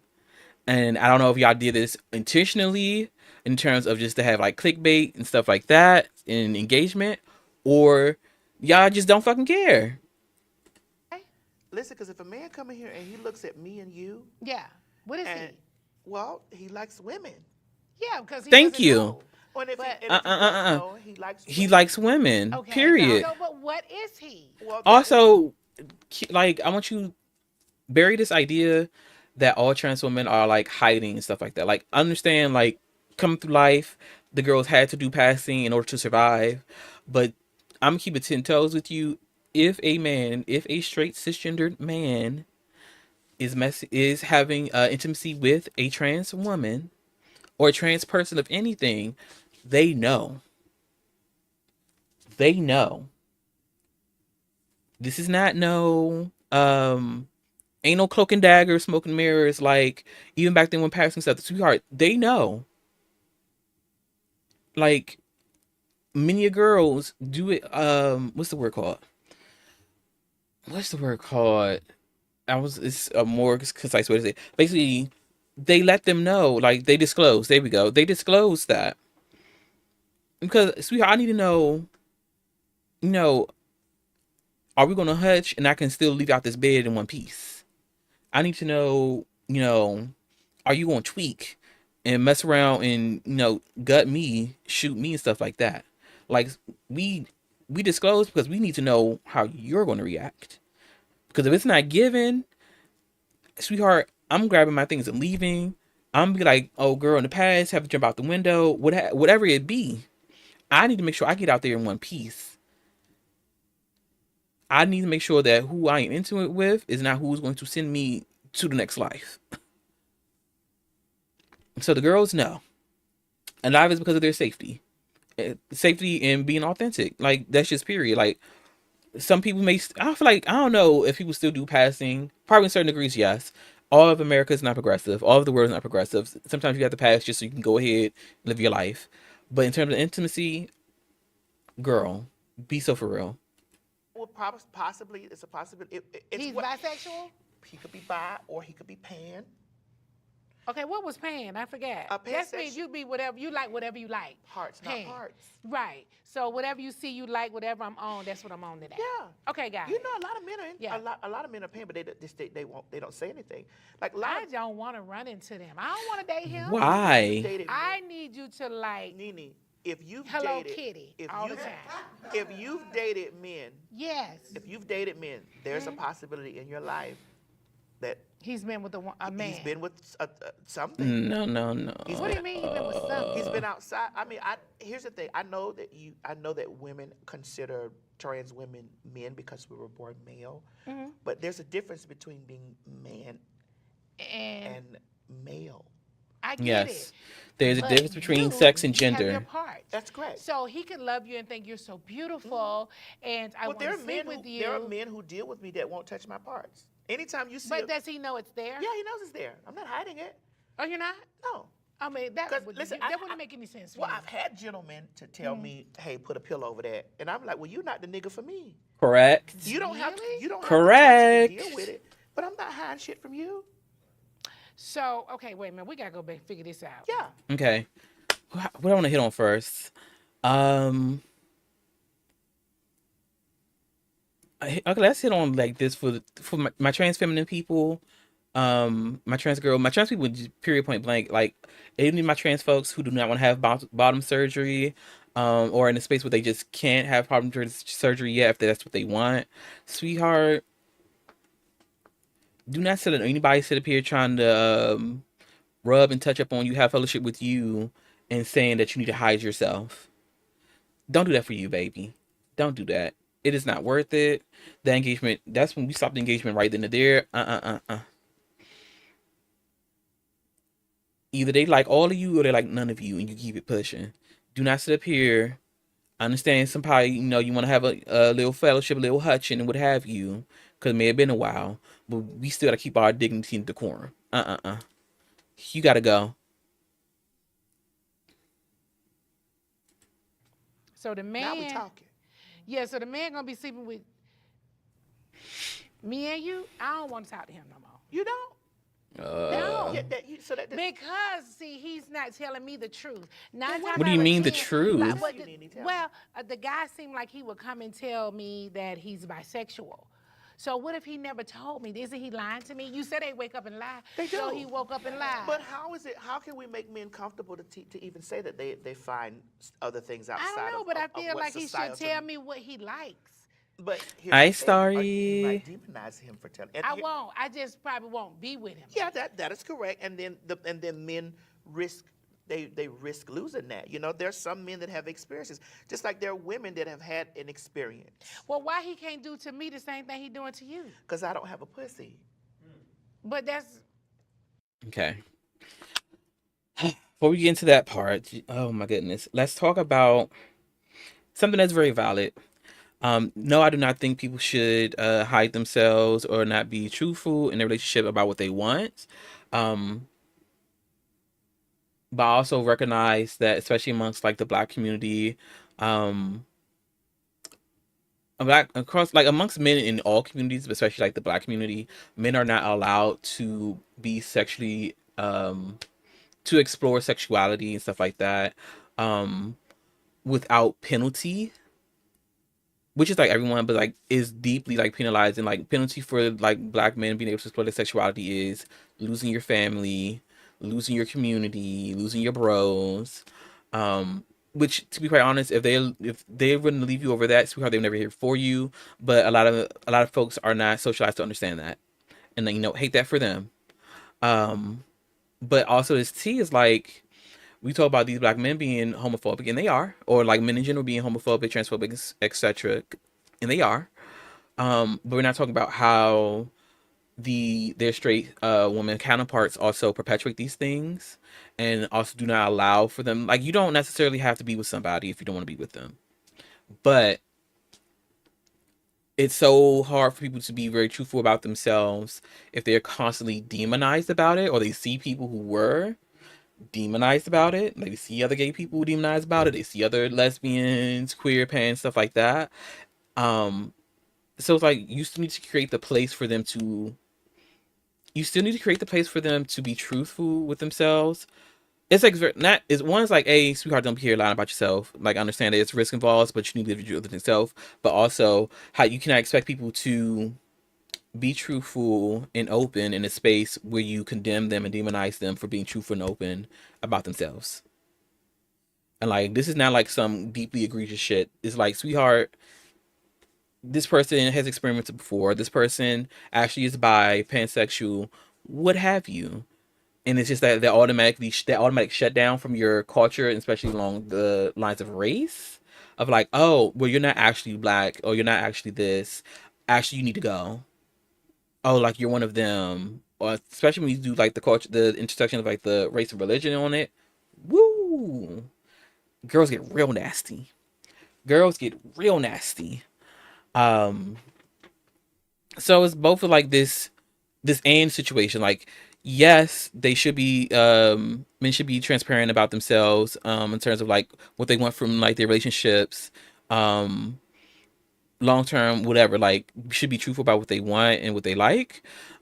And people should allow them to have space to be truthful about themselves in a way that's not demonizing. It's like, it's one thing if you just, okay, you know what, maybe this is not for me. Like, that's a difference than, oh, well, you're not really a man, or just strictly label them as like gay and stuff like that when they are coming out and being exploratory and stuff like that. But let's see what this next situation is about the well, coochie. okay, you're 'Cause, right. my I goodness. forgot. Okay. I don't have a pussy. But he's coming over there looking at your beautiful hair and makeup. Uh-huh. Well, he can't come over my house and see mine. Well, yeah. Well, what's going on? Well, shit. Why the hell you going to sleep with me then going to sleep Well, with he you got for? men like variety. Oh, please. I don't Oh, want him. well, shit. I mean, hey, but it's happening. I'm Like, over it. but these things, this is what women. That's why I'm not even dating. I mean, I'm dating, but I'm not. I mean, I don't But know. you can't hold yourself to a dating standard because you're afraid of a man. That's not the worst So you thing that think can it's happen. okay for me to sleep with a guy that's sleeping like that? Well, if he's sleeping, Okay. Having sex like that? I don't know. I don't know. I think that if he's bisexual, but here's the myth about bisexuality. Do you think I should be taking PrEP? It's a called Yes, yes. I Okay. think Let's hit. We're going to the prep situation. Let's hit the nuances of this sleeping, because both is like sleeping isn't just having sex with people, and then also sleeping is, from my understanding of them sleeping with people outside of their relationship is what I'm getting, and usually is in the concept of like I'm with like this is a straight relationship, but my other partner is having, sleeping with other people, like non like non not to say non women, but like are sleeping with like trans women or non-binary people, stuff like that, maybe even other men, what have you. That's what this seems coming from. um I do think that people, regardless of who they are, you need to unpack this issue in terms of just like, oh, in the past I have had sex with someone versus like, hey, I'm with you, but I'm stepping out with other people. In terms of just like, oh, in the past I've just have had sex with other genders. Sweetheart, you need to get over that. You need to get over that. I don't understand what this deep um fixation is. Sweetheart, they're with you now because they like you, they want to be around you, maybe they love you. Like all this past stuff, if they were with somebody, whether it be a relationship, whether it's just, a little fun fellowship situation, I don't understand this deep investment, fascination of fixation of, oh, well, you slept with someone in the past, so I can never touch you. You slept with a man in the past, I could never touch you. You slept with a non-binary person in the past, I could never touch you. Um, because that's feeling like homophobia, transphobia, um, and a lot of problematic things. Um, someone is stepping out and just cheating on you, basically, you're sleeping with people and not letting you know because it's not ethical, non-monogamy, of any way, shape, or form. Sweetheart, they're cheating on you because they're cheating on you, not because of the sexuality. They're cheating on you because they're cheating on you. that all women should be taking PrEP. Really? Yes. Because a friend of mine told me she's taking it. Tamar. Yeah. Yeah, she told me too. I think that all women should be taking PrEP. I think that all Okay. women. Tamar did publicly talk about PrEP, so this is not like outing someone's. From my understanding, this is not outing like them about taking PrEP. Should take whatever necessary safety precautions, whether the man identifies as heterosexual, bisexual, homosexual, pansexual. I think that all women should be taking the necessary precautions because men. When women really understand that men are a creature of curiosity, they're a creature of if that dick get hard, they gonna fuck it. Really? So is the PrEP gonna make me sick? Like, Well, the PrEP, you should consult with your. I'm sorry, Starry. I hate the way this is explained. I hate the way this is explained. That's all I can say. I hate the way that it's explained. But as someone who messes with cis men in the past, maybe, hopefully not in the future, but in the past,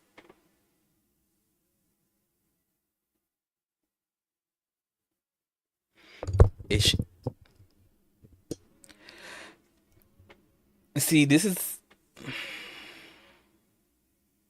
okay. That's what I'm saying. Your PCP, your primary Um, care physician, and let them walk you through the things that it would do. It would definitely build you up enough so you never catch HIV or AIDS. Now, other STIs are out there, and I think yeah. that people think that that's the worst thing to have is AIDS, but there are other okay. STIs. Feel You free have to protect lurk. I yourself. hope it's a good lurk. Protect yourself. I will. Even if you're married, even in these days and times, if you're married, these niggas is loose. They are. You are right now. That part I know These you right niggas about. is loose. They outside. Okay. Not these men are loose. Not us reusing the same terminology we use against men, women against men.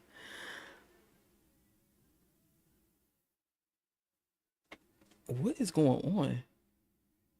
Oh my goodness.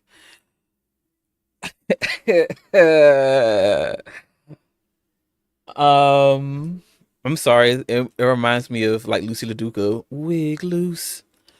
Um, but what was I going to say about this? I do think everyone should try prep. Be on prep if regardless of gender. Talk to your primary care doctor provider about it, but also deeply understanding, especially what I've noticed amongst um honestly all parts of community, regardless of sexual orientation. Like prep is not the end all be all. It is great for you to have when you do have it in case something does happen, because you never know in these streets. But also you still have to have your sexual health. Like it's still getting routinely tested. It's still, yes, if you can get on prep, get on prep, but it's also, practicing safe sex. Because prep does not stop you from getting other STIs, which are sexually transmitted infections or sexually transmitted diseases. So that's all my piece I want to say on that part. Um, I do, I don't know. The thing is, I do hate this concept of these men are loose, even though it's tea. Um, but also it's like there's no good context of we are taught to be in these monogamous relationships, even if monogamy is not what we want, even if settling down is not what we want. But you're still like, especially like men and straight women, straight men and straight women, especially straight men, is like you're still taught to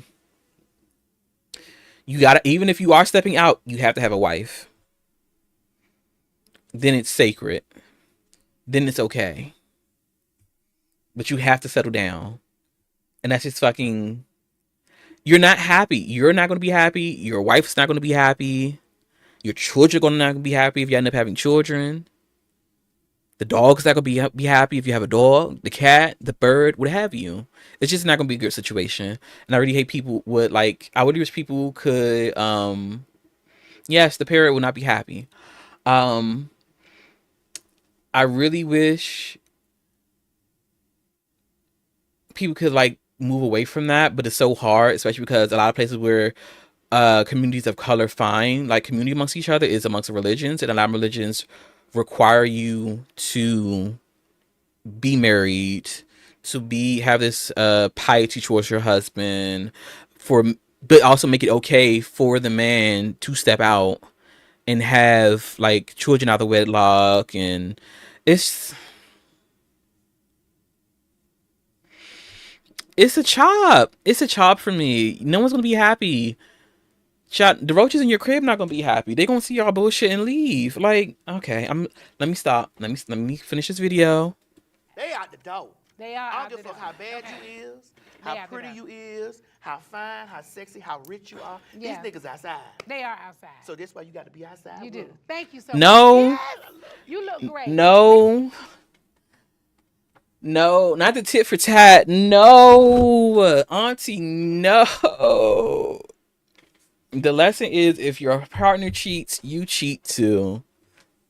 Ting. Um, like that's not. That's not. Okay, we're gonna take a break. I want to need people to hydrate. The next on the docket is the Dear Future Wifey podcast. Um, that's gonna be a whole mess. But I need to get some water because it's hot. I gotta see what's going on because I'm hearing stuff. I hopefully y'all aren't hearing the music blasting in the neighborhood, but it's also a Saturday and it's Juneteenth weekend. I I did not take that into account. Um, and I am black. If you could not notice that. All right. I'm gonna take. Oh, well, I can't do ads because I don't have ads on this channel yet. Oh, if I do, I can't control them or see them. So, I'm going to throw on the music, and we're gonna BRB. Let me. Come on, copyright free music.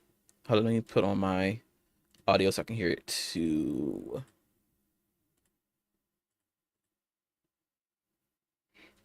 All right, see you all in about 5 minutes.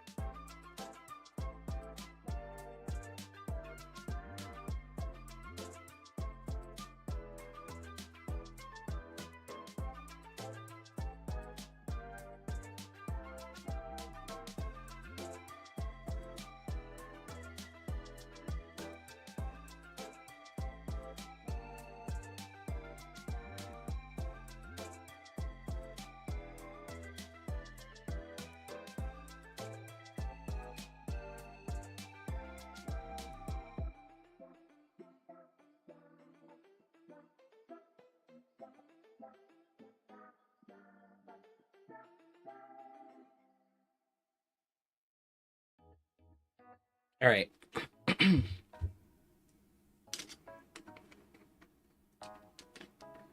I am back. Thank you, thank you. Come on with whimsical music.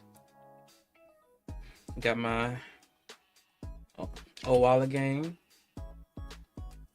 Sponsor your girl. Okay.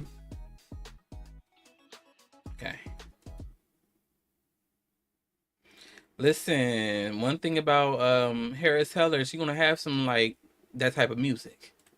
Love him down though. Thank you for making this because I did not want to pay. Let me close you and you. Okay. We did that. Next on the docket is My Future Wifey. Now, trigger warning for misogyny, trigger warning for cheating on your partner, trigger warning for Christo patriarchy, the patriarchy, splash white supremacy in there. Let me go back to the YouTube chat.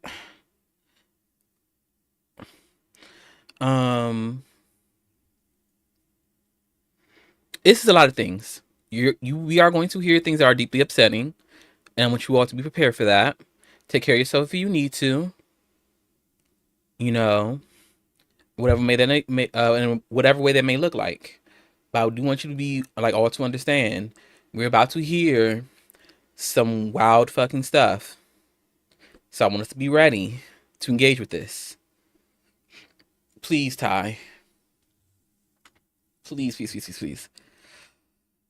All right. You know, I have not been married, but I do know what a good relationship looks like. So I will be here kicking people's back in if I see stuff I don't like, and I'm just gonna keep it real. Okay. Okay.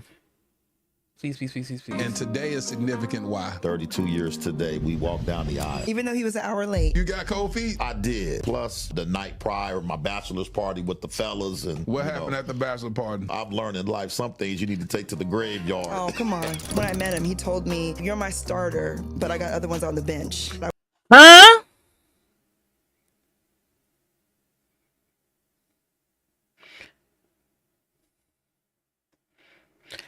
When I met, you're my starter. I have other ones on the bench.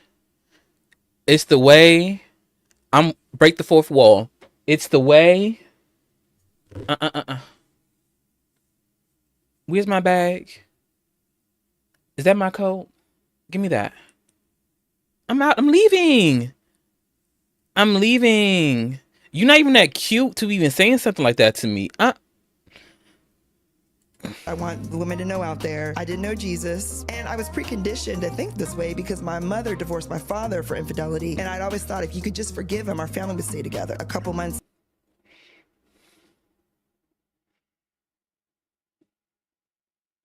My mother divorced my father for infidelity, and if you could just forgive them, our family would stay together.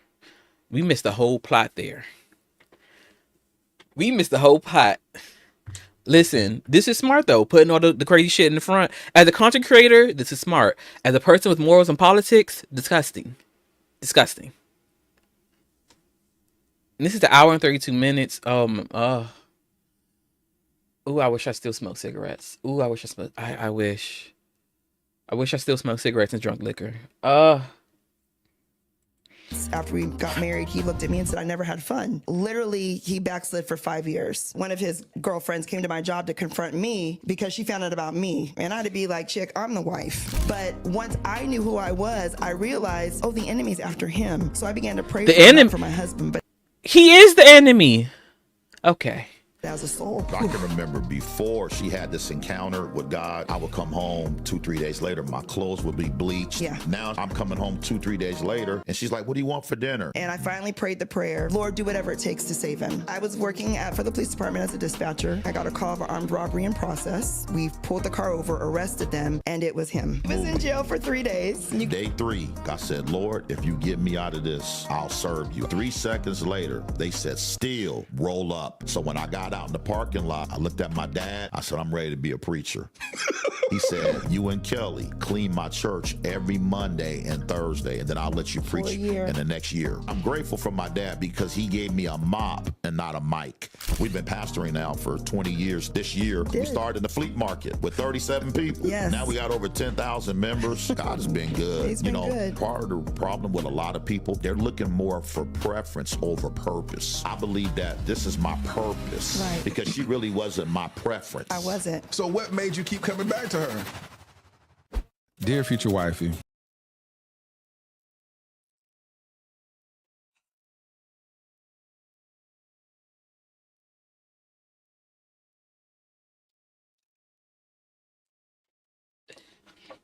Y'all want me to aspire to this? You want me, a black fat trans woman, to be booed up with somebody that's gonna treat me like this?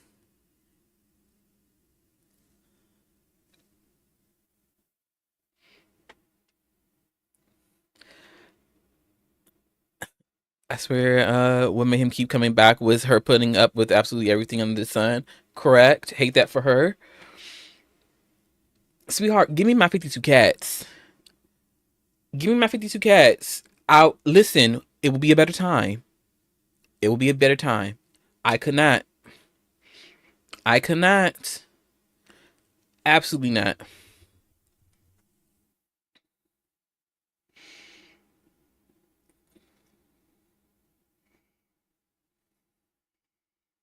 This is what y'all want me. This is what you want people to aspire to. This is what you're telling kids to aspire to. That it's okay as long as God clears it. And by God clearing it, I mean myself as the man and other men. Okay. Scripture. Okay, this is 2 years ago. I don't. Context, from my understanding. Actually, let's see that they have an about section real quick. Because this video is 2 months old. I'm on a journey. Okay. Let's see what this journey is about before I kick this man's back in. To discover, uncover, and recover love. We put porn to shame.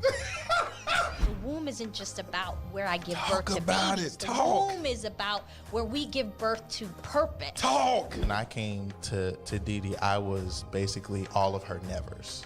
I never imagined my journey would inspire people all over the world. You have set a standard in love. I was dating a young lady who helped me heal. Talk about That was hard. On that phone call, I'm just like, you know what? We just gonna go ahead and get married. How long is this gonna take? Like, can we just do this today? It was right for me to use my gift, and my gift is important, and that my gift will and has made room for me. I had 19 attorneys at one time that were speaking into my ear. 19 attorneys. Yes. Man, welcome. How you doing today? Man, I'm good. It's good to see you. Man, what have you been up to? My last relationship, it did a number on me. And that's what I want to talk about. It did a number on me. I highly recommend that everyone, whether you're single, you're married, you're divorced. Sorry for that you're flash widowed, warning. Everyone to go follow this podcast. Let one of them Barbie doll bodies walk over here. You gonna say, "Dear future wifey, I met you today. You didn't see me, but I saw you." You know what I'm saying? They're gonna go right in that box. What you did not know is I had a whole little situation lined up that evening that I was going to entertain. Over 3.3 million YouTube views, Okay. 1.1 million watch out.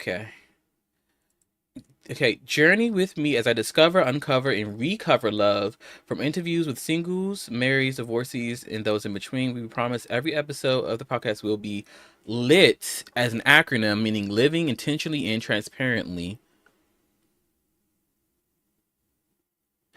Okay, I thought they would have it here, but it don't.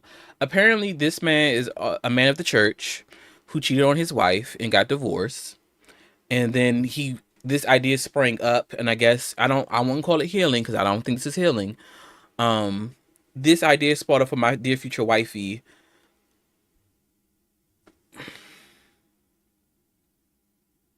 I'm like, did you actually heal like the reason why you cheated on your what? Okay, this from what I've heard. Allegedly, what the street said, this man was a man of the church, was cheating, got divorced. So I don't know if that part is true.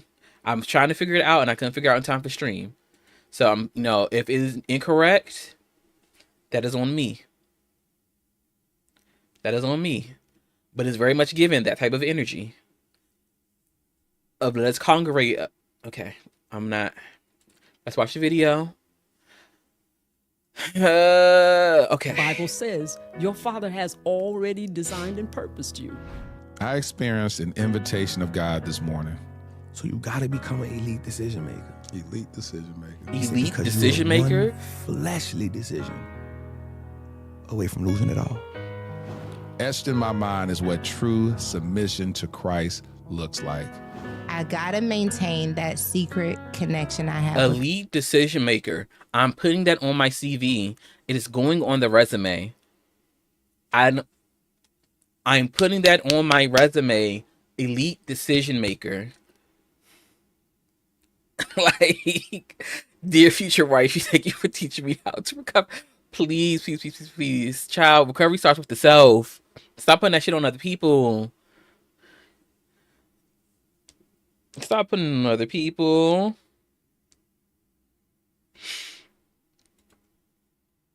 Oh my goodness. Okay. God. I'm so full. And don't I'm want the to Bible belabor this pages. letter. And I understand how important it is for men to disciple men, because if I didn't have that, I wouldn't be where I am today. I've traded worldly pleasures to live a God-centered life. The encounter I just had, I just need to rest in it. Help us to be considerate, creative, and courageous lovers. I love you. I feel like no therapist is a part of future this. I feel like no therapist has been a part of this, and if they are, it's the crystal. I have so many thoughts. I have so many control. Yeah, the graphic, we gotta get that out of my face, baby. Welcome to the Dear full Future screen. Wifey podcast. I'm your host, Lateris R. Whitfield. Listen, are you still shacking up with us? If you're still shacking up with us, can we get a commitment? Come on, hit that subscription button Absolutely. and subscribe. Make sure you turn on your notification bell. I don't know about him, but you can like and subscribe to your girl on YouTube. On period. Thank you for reminding me. Your girl, it does have a YouTube page. Follow your girl on Twitch and on all platforms. I am on Instagram, TikTok, YouTube, Twitch. Follow your girl on Patreon for unfiltered content, and X and Blue Sky in order to get updates. Let us move on.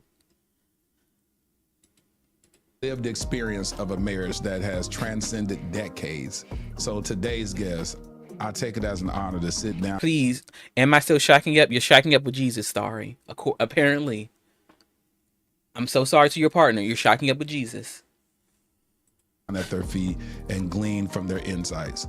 Without further ado, welcome to the Dear Future Wifey podcast. My homie, Reginald Steele, and his beautiful wife, Kelly Steele. How y'all doing? Oh, man, we're honored to be here. Honored to be here. Yes, indeed. Listen, Reg, it's been a minute.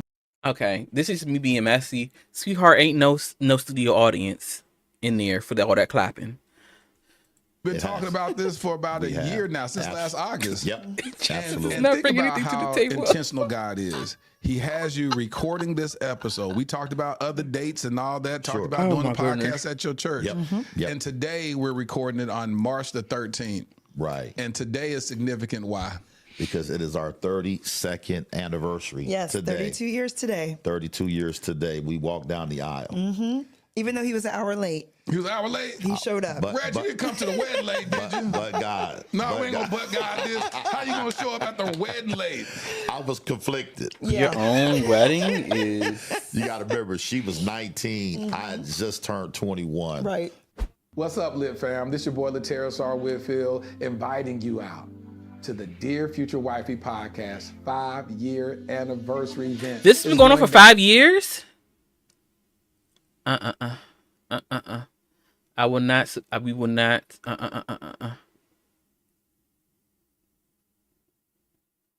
Where's this? There we go. We had a son already who was Getting married at 19 is a chop for me. I do not believe in early marriages. I do not believe in high school sweethearts. Like, some people it works for, good for you. It's so much there to unpack. 11 and a half months. Yep. She was pregnant with our daughter, Mariah, who's now 31. And so it was tough. You was conflicted with what? You got cold feet? You know, I did. Yeah. I did, you know. Plus, you know, I've been out the night prior, my bachelor's party with the fellas. And What happened at the bachelor party? man, you know, I've learned in life some things you need to take to the graveyard. Oh, come on. We know what happened at the bachelor party. Whatever happened, it made him an hour late. It made him conflicted. And I kept on paging him. Right. 911. Yeah, Because yeah. there was pagers back then. Because you got to remember, this was 1993. Yeah. And my mom even came to me and said, Kelly, sometimes these things happen. But I know he'll show up. And he showed. Sometimes these things happen. Sweetheart, this is not, you know, flatulence in a quiet room. This is not, you know, you couldn't make it to the toilet. This is not some type of, like, you know, this just happens of like a actual real thing. Let me get my lip together because I did eat a charcuterie board before coming up here because I was hungry.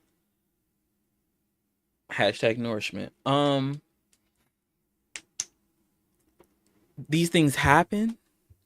My own parents saying that is, listen, people sleep on the charcuterie board with the apples or applesauce if you don't have no apples. It eats very good. I'm telling you. Okay. Back to this. So you said you knew he was going to show up. Absolutely. Why? Because I know my man. I knew he was just, you know, out late last night, the night before, and I just had no doubt. So Reggie, take me back to that moment. You were how old? 21. 21. So you're 21. Okay. 19-year-old getting married to a 21-year-old. Okay. And I feel like I need to take notes so that I'm going to take notes so I can keep track of the foolishness because had some extracurricular activities the night before, which I always think is the craziest thing that we normalize before we get married. We normalize having the strippers. We normalize saying, hey, get your last piece before you say I do. And now you're bringing that into your covenant, trying to unravel what you just did the night before you take the most beautiful step and create a covenant with a woman, but you bringing that into it less than 24 hours prior. Why do you think that is? You know, I think that how sometimes we're wired, even as young men, you're going to have what I call human moments. Yeah. Even the Bible says in Isaiah 40:30 that young men would utterly fall. Right. So let's just say I was fulfilling scripture. They're going to utterly fall. Utterly, which means absolutely. Romans 3:23, all have sinned. I hate it because I know people are going to watch this and think of, oh, well, he just keeping it real versus like, oh, you were actually a bad partner to you're a bad part. You were being a bad partner and probably still are a bad partner. But in this moment, you were being a bad partner. I love that Bible lovers always know the quotes that affirm their beliefs.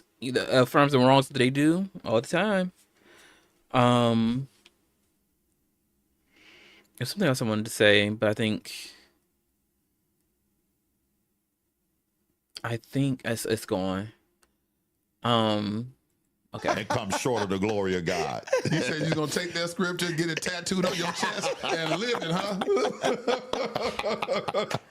And so, but you were assured, you were blessed assured that he was going to show up. Well, before we got married, we dated in high school. And in high school, I knew that I was number one, but I knew when I met him, he told me, you know, you're my starter, but I got other ones on the bench.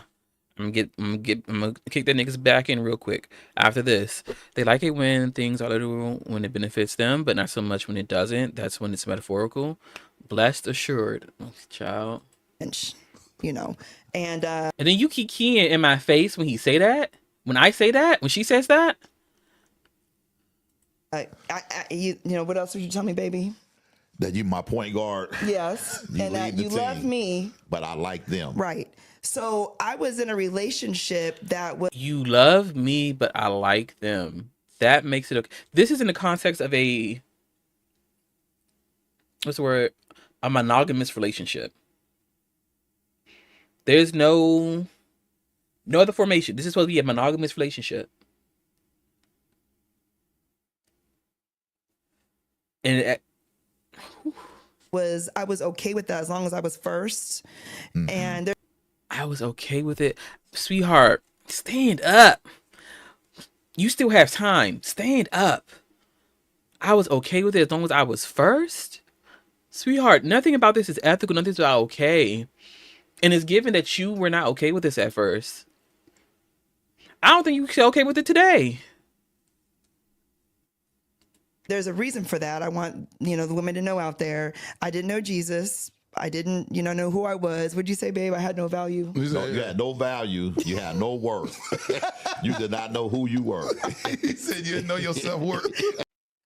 You have no value. You have no worth. And then these two men, sweet ma'am, I want you to know these men are not laughing with you. They're laughing at you. They're kikiing in your face. They're kikiing in your face. And you're kikiing, sweetheart, no. I this feels like abuse. It's giving abuse, it's giving manipulative for you to say that to somebody. You're not my first, You're not my first, it is giving abuse. It's giving she's a victim. And that she's, I want to say Stockholm syndrome, but then she's been socialized to be okay with it. That's what it's giving. It's giving that this is not okay.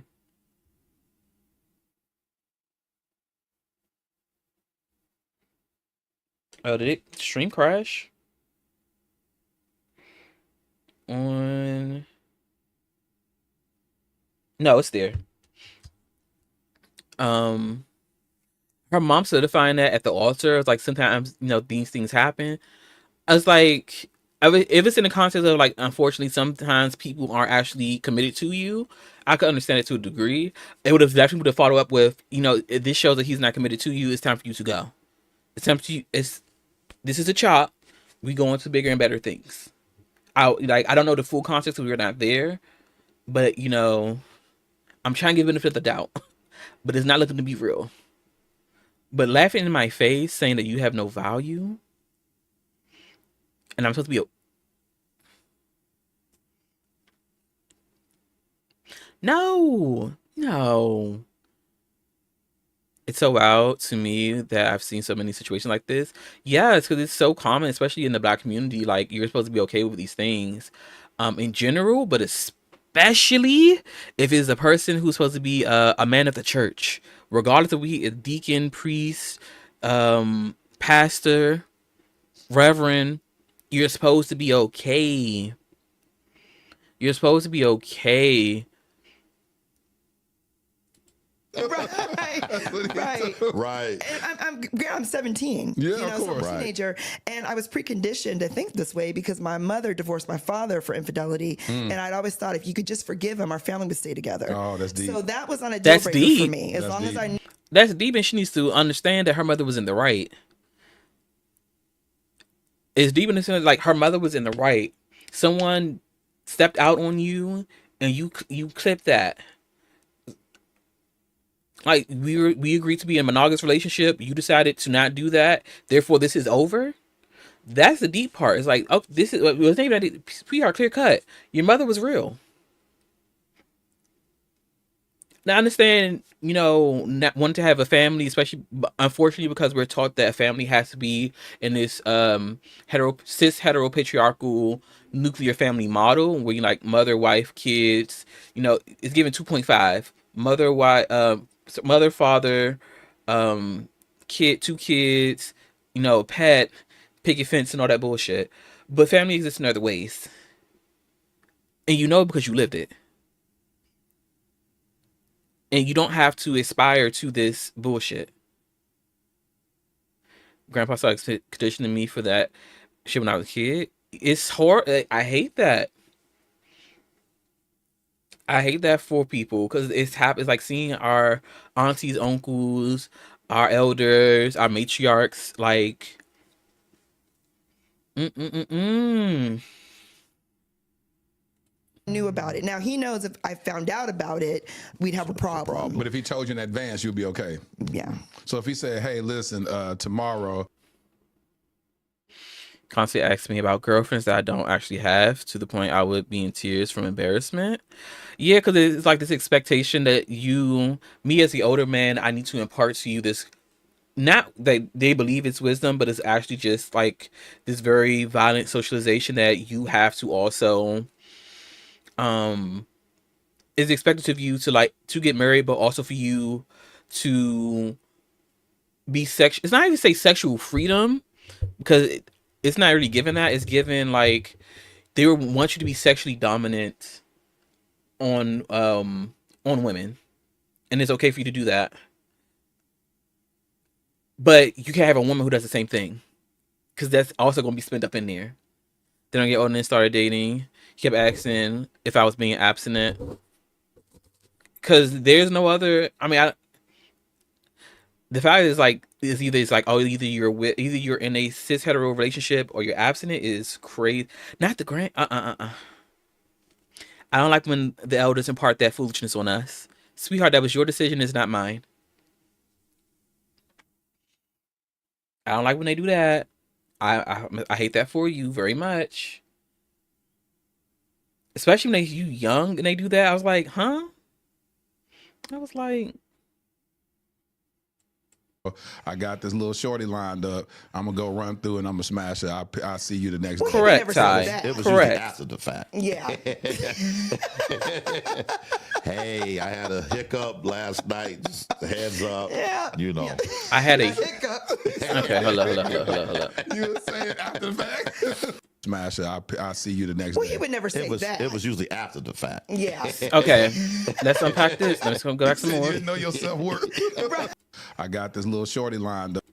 Yeah. Just forgive him. Our family would stay together. Oh, that's deep. So that was not a deal breaker for me, as That's long as deep. I knew about it. Now he knows if I found out about it, we'd have a problem. But if he told you in advance, If she found out about it, she had a problem. But she told him in advance. If he told her in advance, she'll be okay. Okay. Yeah. So if he said, "Hey, listen, tomorrow I got this little shorty lined up. I'm gonna go run through and I'm gonna smash it. I'll see you the next Well, day." you would never say that. It was usually after the fact. Yeah. See? You said if he told you beforehand you would be okay, but you would have a problem if he doesn't. And then he confirms from his own mouth, from his own lips, that I never said like, oh no, I would tell her after the fact. You are not okay with this. You are not okay with this. This is not okay. This is not consensual. This most certainly is not ethical. What are we doing here? I really hate this for her. I don't even know if this would be an open marriage, because even in that, there's like clear guidelines on boundaries on what we can and can't do. Like in our things, and it's given. It's given from him. It's given. I'm gonna do what I want, and you gonna rock with me, or GTFO. That's what it's given. That's what it's given.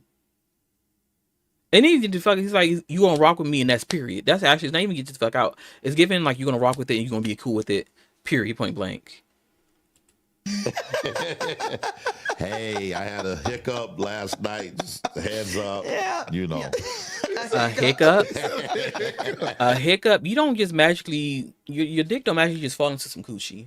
It don't just like, oop, I slipped. Like, no, that's not how that works. That's not how that works. You don't just, oh, whoops, there was a banana peel. We had sex. Like, what are we doing? No. And this is not Kiki. This is not Kiki behave. No. I hate this for her. You were saying after the fact? Right. As long as he confessed prior From you finding out, you said that's cool. Yeah. That's okay. In fact, before he married me, he's like, I don't know if I'll ever be faithful. And I said, that's okay. So I don't know. So, and from the jump, he's 21 at the time, she's 19. She's expecting this great American wedding. Not even wedding, this great American marriage. And from jump, I hate it because it's like, it's both like he's been transparent and both being transparent, but also lying to your face on things. Same Shy. We gotta eat them up I have to eat them up. I gotta kick their back in. I have to. It's something that I must do. Because this is fucking foolishness. Oh, it works. I did set it up. Yes. Okay. I had to make sure stream was set up correctly. This is only 9 minutes in. Had to finish my great African American nap, but I'm here. Yeah. This is... I don't know if I'll ever be faithful. Don't get married. And then I do hate them. Like, I hate him. Not to hate. I don't know this man personally. I feel great ick for this person. Because even back then it was very clear what he was on. But also it's giving, because this is the parts that we don't see, but I'm inferring, it's giving that the older people, like the parents, the grandparents, the aunts and uncles around you all, knew this shit was happening. You were okay with him treating her this way. He got the nerve to have on Grinch Green acting like a total demon.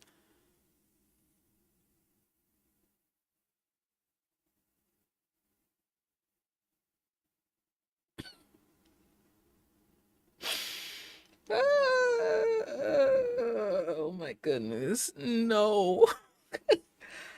It's just a mess. It's a mess. But like, again, it's given this was a mess. Oh yeah, the fact that he was so openly a piece of shit and no one cared. Because it's given people knew, it's given the parents knew, it's given the aunts and uncles knew, it's given the friends knew, and everybody was okay with letting her walk into this fucking nightmare.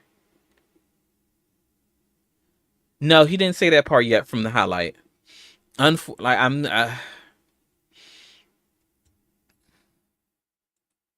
walked down the aisle knowing I was marrying his worst, meaning that if he were to do something, the worst would be him stepping out. And then in your marriage, were you...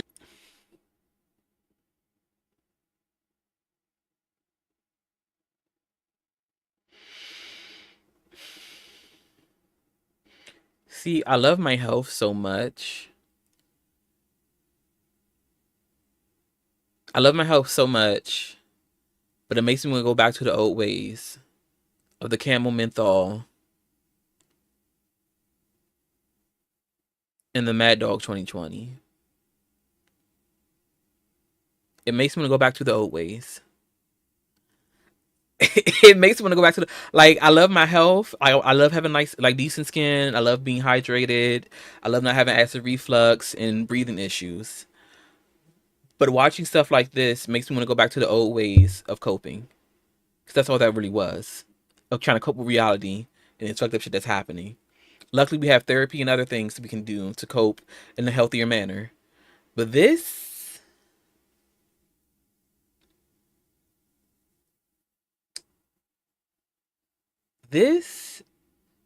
to my gays who want to replicate, this is what y'all want to replicate? This is what y'all fought for Oberfell for? Okay, I'm not going to get into that. I'm not going to get into this. Because, you know, on Forge, I see this amongst the queers too. We're going to kick them in on a different day. We're going to wait till Pride is over with before we do that. Were y'all faced with that? Yes. Absolutely. How soon? Oh, from the gate. Yeah. Yeah, I came from, my dad had 10 kids by 6 different women. Wow. So I have 6 brothers, and all of us, just kind of womanizers, if you will. Yeah. Exodus 20 verse 5 talks about how the sins of your forefathers will visit you. Well, I'm telling you, them demons visited me for real. And so, even my dad, who was in my life for 40 The demons well, never mind. I'm gonna say the demons visit you, but did you listen? No, I'm assuming yes. Let's continue. 8 years until he transitioned, he always told me that would be a struggle because that was his struggle. Right. And it was my brothers who are older than me struggle. That's real. And so that's the demon that we just had to fight. Right. So did he tell you? Cheating being a struggle. Cheating is a demon we have to fight. As in, that his ass ain't winning. Be so for real.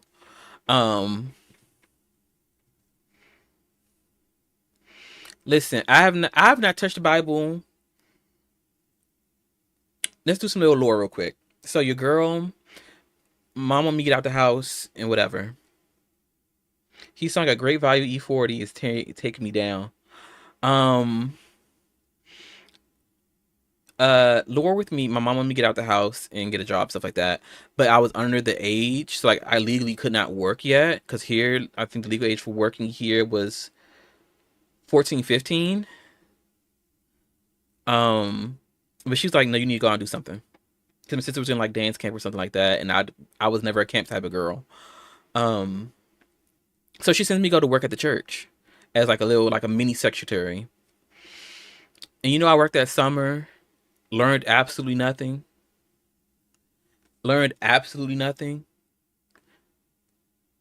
I try to help what I can. I try to help one of the janitors, write their resume. Sweetheart, I'm 13 years old. Sweetheart, I don't know nothing about writing no resume. I just know how to use a computer because I like playing video games. Okay? At that time. And I worked. I was in there answering phones and typing stuff up and folding up them programmings, getting, writing a janitor resume at 13. The church is crazy. Listen, you telling me. What else? Because I didn't touch any money. I didn't do anything. It literally just answer phone calls, phone programs.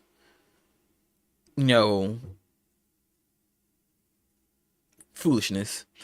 And at the end of working that summer, they paid me $100 in a teen action Bible.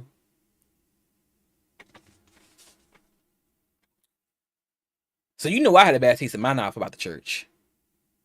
I was like, I didn't know the concept of labor and being paid with your worth in full. But I know my spirit said this was not okay. Because it wasn't. And I have had great disdain since then. I was like, oh. And then it's like, we already had the issue of labor and using people and not paying them what they deserve to be paid in the church. Then everything else came afterwards about, the homophobia, transphobia, being okay with cheating as long as you're a cis heterosexual man and married and stuff. I was like, I want no parts. There's nothing here for me. Listen, y'all want to talk about sweetheart? I will not sit at the table of my enemies. I'm not dealing with y'all. I'm not breaking bread with you all. You all can watch me eat. But yeah, so I do have some bias against the church because them hoes did not pay me. And if they see this, baby, your heart may have been in the right place, but unfortunately the wallet was not. Let's continue. It'll be a struggle, but tell you, son, you can overcome it. Did he try to tell you tools, or did he just say, this is just who we are, men are men? He said, that's who you are, men are men. Right. I just don't like how many straight women feel they have to allow this. He is so calm and okay with embarrassing her on a public platform. Let's break that down, though. I do hate this for her. It is not acceptable in no way, shape, or form.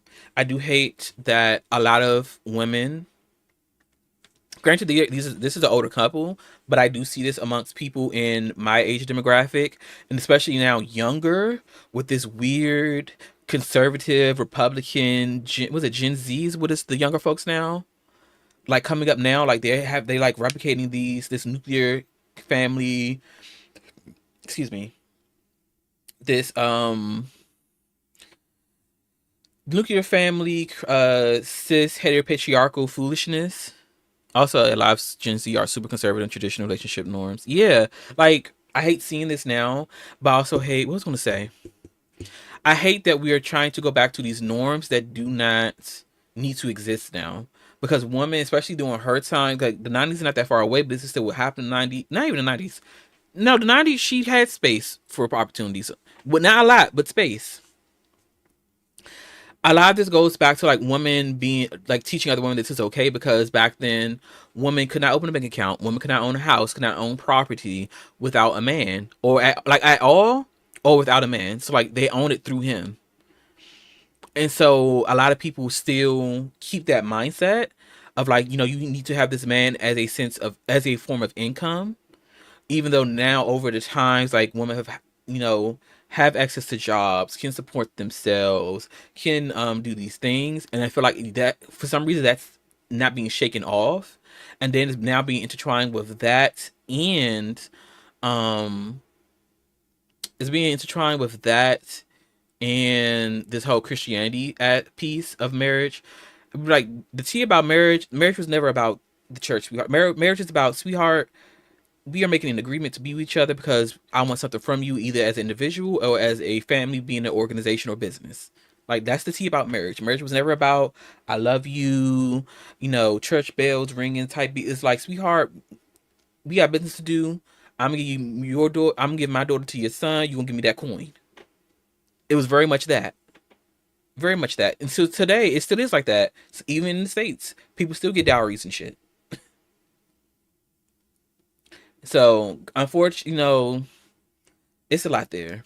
And someone say, and that's because a lot of them are children of Gen Xers. Oh, true. It's okay. I'm going all over the place because this. And he said, but the one thing with you, he said, I'm hoping you don't spread your seed like I did with 10 kids, 6 women. He said, please get one woman and have all your children by her, which I've been able to pull that off. We have 5 adult children who we had 5 kids in 6 years, 11 months and 16 days. Wow. 3 boys, 2 girls, and now we almost got 6 grandkids. Well, 5.5 right now. Right. Yeah. So we're in that. 5.5. What's the? Okay, I'm not gonna talk about the half. Also, seeing that, talking about you not having children outside of your monogamous marriage as a badge of honor is fucking wild. Because you do not get a cookie for being a decent human being. You do not get a gold star for doing what you should do. Like, what is... You know, I would give them one thing, and it's that it's impressive to say so much wild fuck shit every few words. My brain is short-circuiting. Same. Like, as a content creator, this eats. Not in, like, morals and politics. And morals and politics is a horrible thing. This show should not exist. In morals and politics, this show should not exist. Do he even know if he has outside kids or not? All that nigga been doing is cheating. Listen, I would not be surprised if he shot up the club a couple of times and just is not talking about it. Those are his demons. I can't do season now. Yeah. So you felt like you still honored your father's request by not spreading your seed amongst everybody. That's right. But you succumbed to the ideology that, hey, men just can't be faithful. That part. You know, it's interesting. I was out shooting craps one night at this place, and illegal place. And so while I'm shooting dice, this young lady was with me. It wasn't her. No. And one of the gentlemen, he said, hey, man, is your dad Alonzo still? I said, yeah. He said, I remember when he... I want you all to understand, for those who don't understand, sweetheart, these craps situation, these legal gambling situation, these are not small-time things. These are not ran by A-OK upright people. So this man, I don't know what life he lived, but between the armed robbery and this, lets me know he was on some shit. He was on some demonic timing. Okay? Since we want to talk about angels and demons and shit. Your stream layout and overlay looks so good. Thank you. Yeah, this like this craps situation, this craps den, this is very much organized. Like I'm not trying to demonize people, well, him maybe, but outside of this, like I know grayscale economy happens because people do not have access to opportunities and jobs and money otherwise.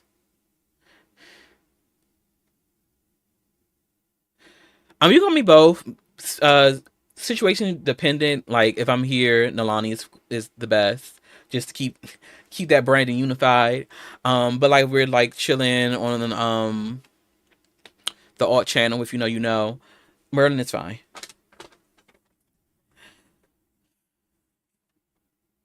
Yeah.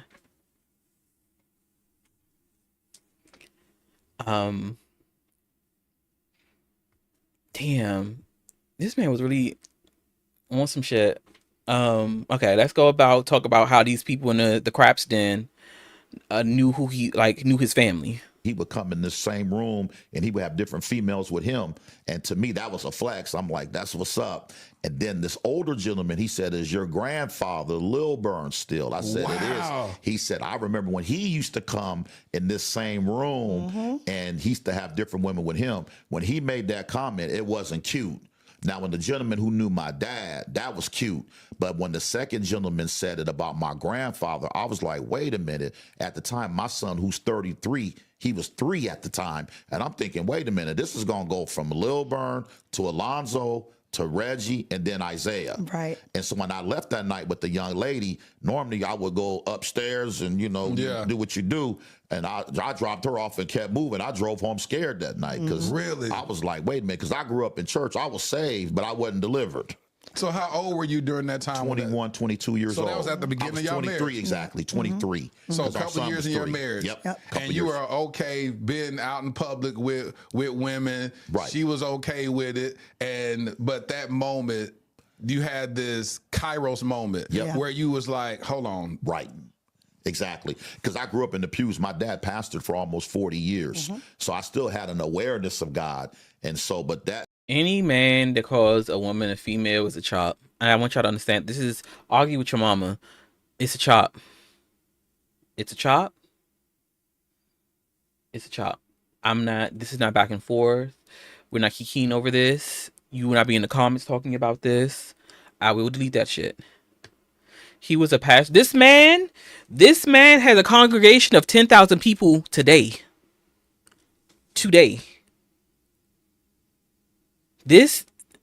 He preaching this shit. There's no other way. He's preaching this shit. Also, welcome in, Shanti.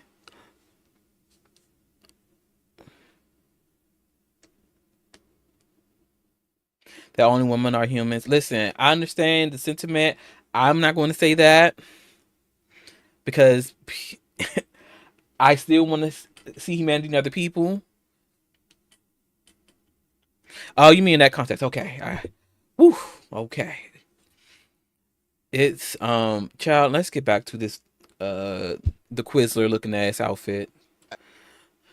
That scared me that night. That did something to me. So from a spiritual standpoint, you watched your father be unfaithful, live that life, preach the gospel, probably was dynamic with it, was amazing. Sure. And you accepted that this is just how men are. And men of the cloth. This is at 21. Yeah. So young. Like to be indoctrinated into this so young. This is just what it is, even if you're a man of the cloth, especially because the man of the cloth is seen as this higher than this pedestal position of like you're a great man if you are a man of the cloth. You're like someone to look up to, someone to aspire to. And then see like this happens. His jacket is making. Listen, I'm sorry, y'all gonna see some studs with that jacket on. I hate to say it, y'all gonna see some studs with that jacket on come fall.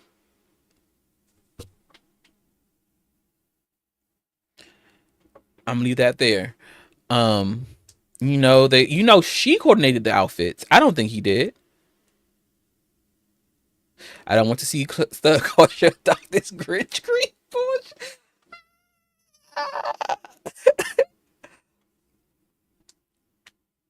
You know they're gonna be in there with a sickening Chelsea boot, okay? The gay tops and the studs gonna be a Venn diagram with this outfit. I hate to say it. This does not feel like good coordination. These two greens are not complementary. Please God, there it's not. Imagine seeing them pull up with this jacket and a matching backpack. I can already see it. The stud with the green and the LRG backpack.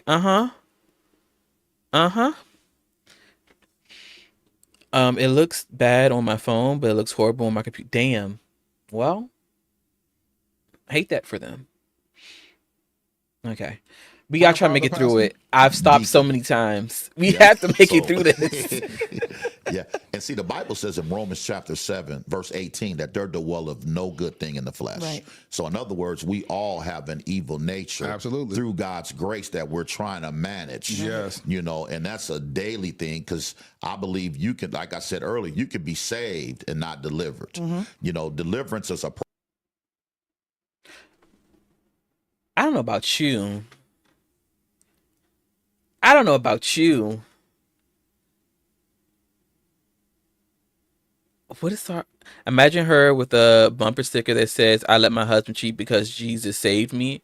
Well, it's giving proof in the pudding. Fuck that. I'm not trying to hate on religion, but I do hate how this is happening. I hate when people manipulate Christianity. There we go. I hate when people manipulate Christianity to uphold shitty behavior. Listen. Now we're all... Listen. I'm going to be a bad bitch, but I'm not bad. I don't know about that part. I'm standing 10 toes on that because I'm not out here. I'm not out here. I will hate on it. It's okay. I will hate on you bad. Because I was indoctrinated. It's true. Like, we're all evil. Sweetheart, you don't have to act on like impulses and thoughts. You could just not do them. I just want people to know. Like, understand, like, as literally as someone with actual impulse issues, I can confirm, as someone who's been medically diagnosed with that, I can let you know you don't have to act on them. I'm not saying it is easy, but I can tell you that you don't have to act on them. Like, this is not some grand thing. This is not some angels and shit coming from the sky. Like, I can let you know. My therapist can let you know. My psychologist can let you know.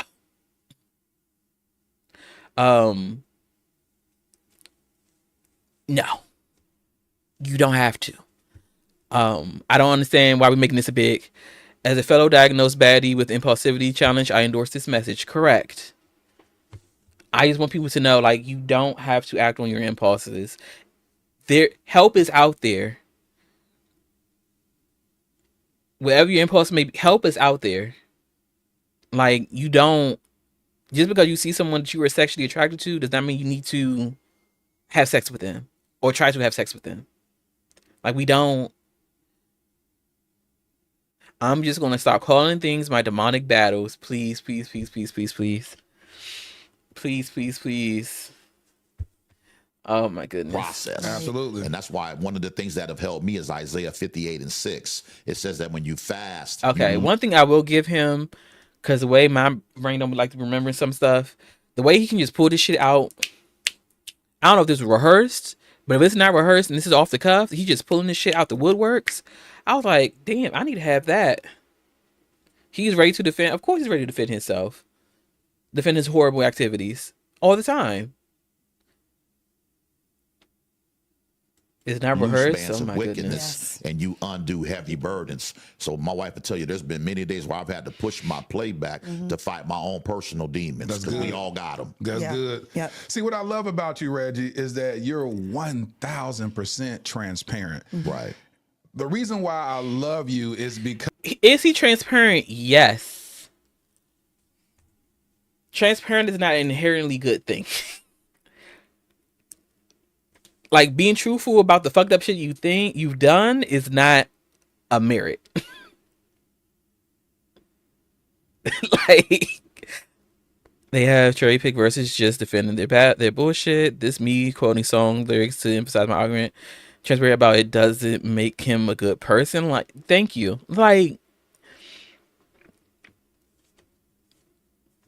you being transparent about you saying slurred in the past, some of you Twitch girlies, does not make you a good person. Like, what are we? Oh, YouTube girlies too, because y'all do that too. What are we doing? Because my whole podcast was built off of that. I said, we need to find healing. I said I was broken. I was 5 years post my divorce. And I said, I can't be the only person struggling like this. I can't be the only person that is a Christian that struggles with things of the flesh. And I said, I want to create a platform that would provide for others what I wish was provided for me. My God. And I said, I'll sit at the feet of people and learn. And it came from the scripture, confess your faults one to another so that you may be healed. Sure. And so I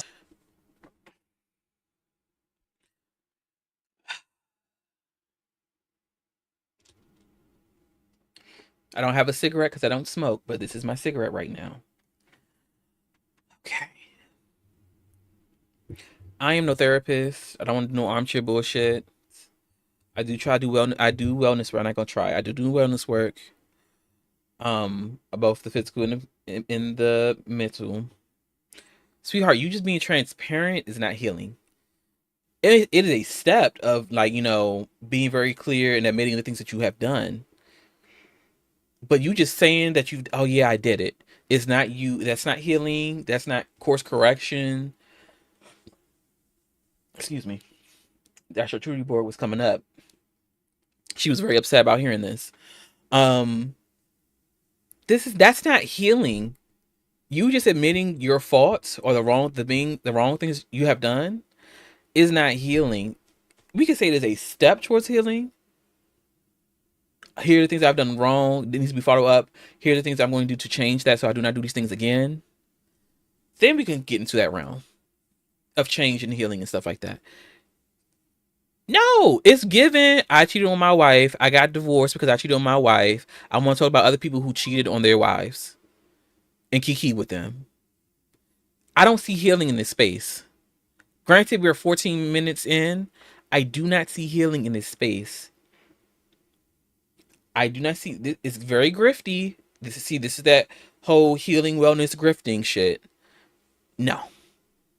I said, okay, God, all right, I'm going to do that. And the Bible says people are overcome by the word of your testimony and by the blood of the Lamb. So I said, God, I want the blood of the Lamb to be the foundation of this podcast. And I want this platform to be a platform that helps people overcome. And when I say that you two are the epitome of the foundation of what this podcast represents.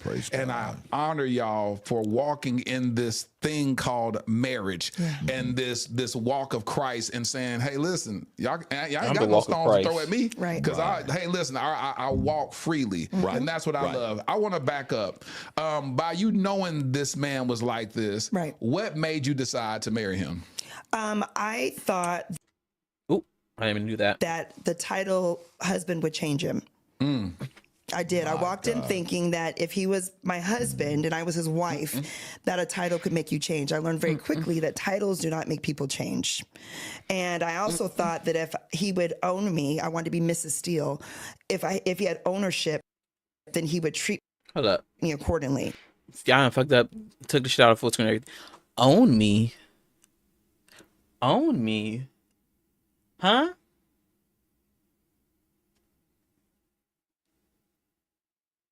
Sweetheart, you are a human being. You are not chattel. You're not a farm animal. Huh?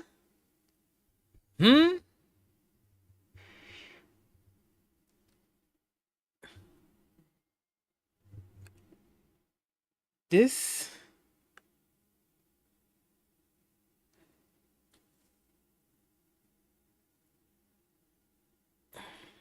Okay. I had to learn that way that wasn't true either. My God. And so I really... then him co-signing it? I just knew that if we could just be united, that would make a man change. But it doesn't. And plus, I needed to change also. We were Mm-mm. Sweetheart, if you was not stepping out on this man, if you were not being abusive towards this man, if you were not what else is there to say? Sweetheart, if you were showing up for him, providing him support, taking care of him, physically, emotionally, what have you, what do you mean you need to change? This man had you in this horrible relationship together. It's clear that oh my goodness. Also, this deep-seated sense that you can change someone if you're married to them, or if it's you, like, oh, with other women, it's whatever, but with me, he gonna change. Let that go. 2025, let that go. It should have been let go a long time ago. Please, it's a chop. You're not gonna change this person. People do not change if they do not want to change. Please, I wish someone was there to tell you this when you were younger. I wish somebody was. But sweetheart, it's not too late. You probably will never come across this, but if you do, sweetheart, understand. It is not too late. You can leave this situation. Especially if he's still doing it now. No. Your foundation is... Listen, I hate to say it. The foundation is tainted.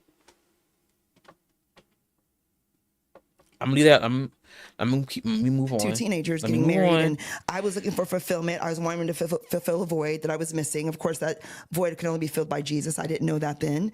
But when I found out I was pregnant before we got married, I ended up getting kicked out of my house by my parents. They were very upset by me, with me, and was moved. Okay.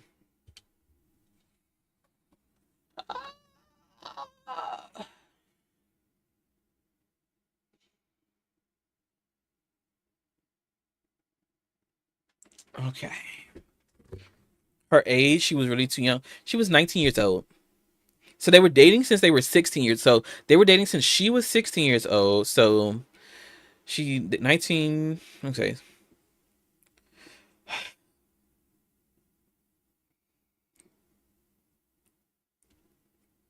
So he was 18, she was 16 when they started dating. I'm not a math gay, but if I'm correct. She was 16, he was 18 when they started dating. And then she got pregnant at 19, and they got married at 19 because she got pregnant. I'm assuming because she got pregnant. The fact that I hate, especially amongst the Black community, and I can say this because I'm Black, you do not have the engagements if you're not Black. I don't want you to get caught up and cursed out. But this also happens in other communities too. It's not just a Black community thing. This automatic idea that if you have a daughter or some child that's from a center and they get pregnant out of wedlock or as a teenager, because she was still a teenager to be 19, your first thought being to kick them out is violence. I want you to know that. That is violence. Because for you to be so cross and see it as a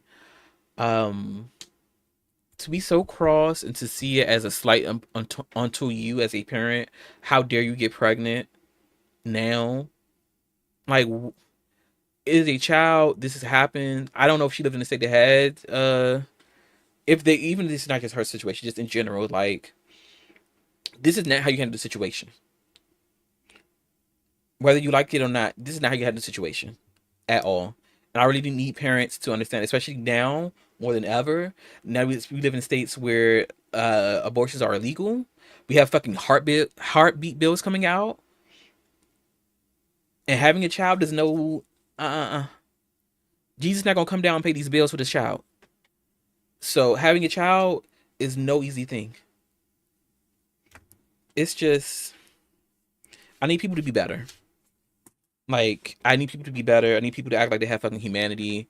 I need people to see their children as human beings. Even if they are transitioning into adulthood, they are still human beings and they are still your children. Like, we cannot keep doing this. I hate to see this time and again. I hate to see it.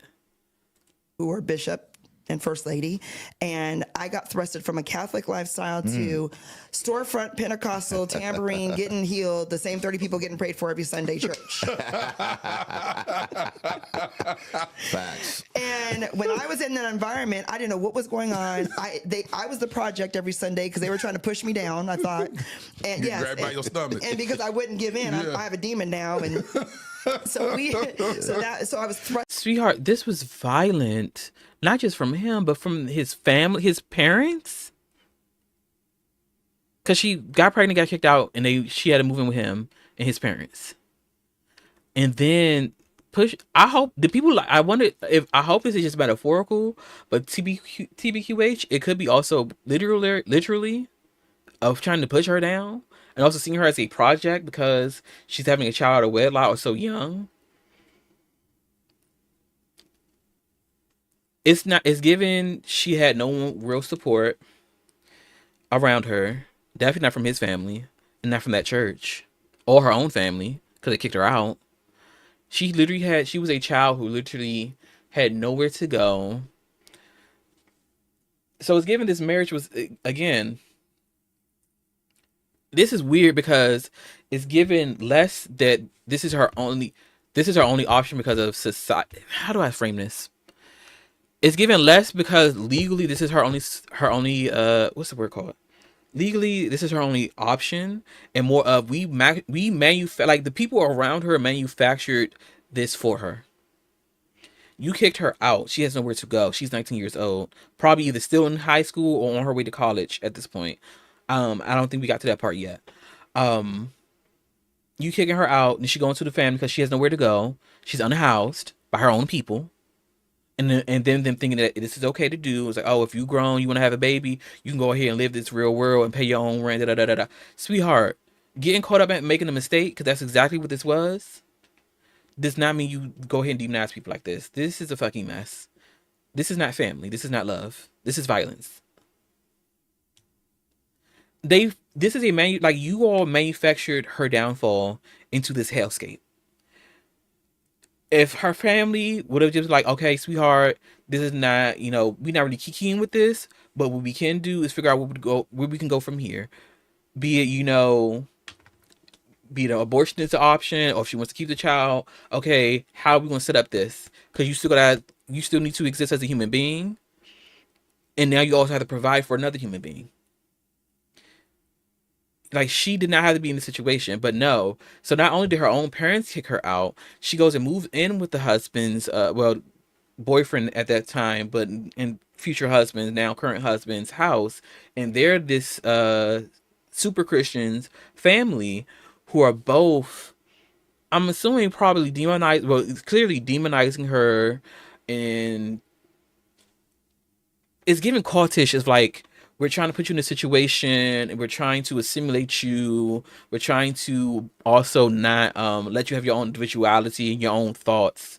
Like, we're trying to condition you to be okay with the way we're treating you, and that you should be okay with this, even if you feel resistance. Because it's obviously that she had resistance there, but eventually it chipped away.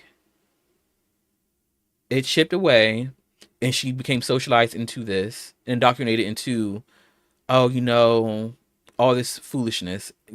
The usual way people manipulate Christianity in order to control people. Forced into this. Child, we're only 16 minutes in. I don't know if I can get because we may have to cut the last one. I was pregnant. We were actually broken up during the summer. Okay. We're going to. We may have to cut Simone Biles till next time because piano. He had one for. I gotta be somewhere. Yes. Around 4. Pianist. And so I'm out of state. I find out I'm pregnant. Wait. That's the piano. Yes. Well. Getting prayed for every Sunday church. Facts. And when I was in that environment, I didn't know what was going on. I was the project every Sunday because they were trying to push me down, I thought. And grabbed by your stomach. And because I wouldn't give in, I have a demon now, and so I was forced into this. So I was the project every Sunday. Very much forced. I was thrust into this lifestyle because when I found out I was pregnant, we were actually broken up during the summer. Okay. We're going to college. I had a full ride scholarship to college for full ride scholarship to college for classical piano. This woman could have been in somebody's Philharmonic at this point. She could have been touring with Beyonce and them. She could have had her own album. She could be touring herself or her own stuff now. But you all manufactured the situation, because she could have still did that scholarship and still had the baby if she wanted to, if she wanted that. Or she could have, the baby could have been a child and she could have lived her life. This woman had promise, and now it's falling into not only manipulation, but also you are feeling this deep need to son her because you see that she has opportunities and you do not. You see that she's going somewhere with her life and you do not. It's given that not just from him, but from the people around her. It's starting to give that. I may be reading into it, but it's starting to give that. For classical piano, he had one for Classical baseball. piano? Yes. Oh, I love that. I was a classical pianist. And so I'm out of state. I find out I'm pregnant. I call him and I said, hey, I've gotten some news for you. 4 weeks later. And he goes, well, I got some news for you. And I'm like, well, you tell me first. He's like, I went to church tonight. I gave my life to Jesus. I'm saved. I'm going to be a preacher. I had never heard this before from him, because he never spoke to me about Jesus. So, okay, so this is after and he he's like, came from the Craps house my and life got has changed. scared. I said, well, preacher, I'm pregnant. And first he asked me a question. Who? Because I'm like, you've been gone for 4 weeks. Come on. I'm like, you are in Richmond, Virginia. I am not you. You know. I am not you. So the first thing I told her, I said, keep the baby. Yep. I'll help you. Right. Which was a miracle. Because the plan was always, if something ever happened, we got to get an abortion. We always knew that. You know, we don't want anything to interrupt our future, our life, and so on and so forth. But when she got home a week or two later, we only lived a half a mile from each other. Right. So we met up at half a mile. Yes, half a mile. We went to different high schools, though, thank God, because if we went to the same high school, it wouldn't have worked. But we went to different high schools. I wish it didn't work. When she got back from Richmond, and I met up with her, and I'm like, we're gonna keep this thing pushing. We're gonna have the baby. He was radically saved, going to church, living for Jesus. You know. We had a plan. The plan was, so you lived in a space that you could have had an abortion. You were okay. You didn't talk this girl into having this baby. You didn't talk this girl into having this baby. Because very clearly, she did not say I wanted to keep the child at first. You had a plan. We were all in agreement until he changed. And he didn't talk you into keeping this baby. At this time, from my understanding, he didn't have much going for him. He didn't have anything going for him, from my understanding. So,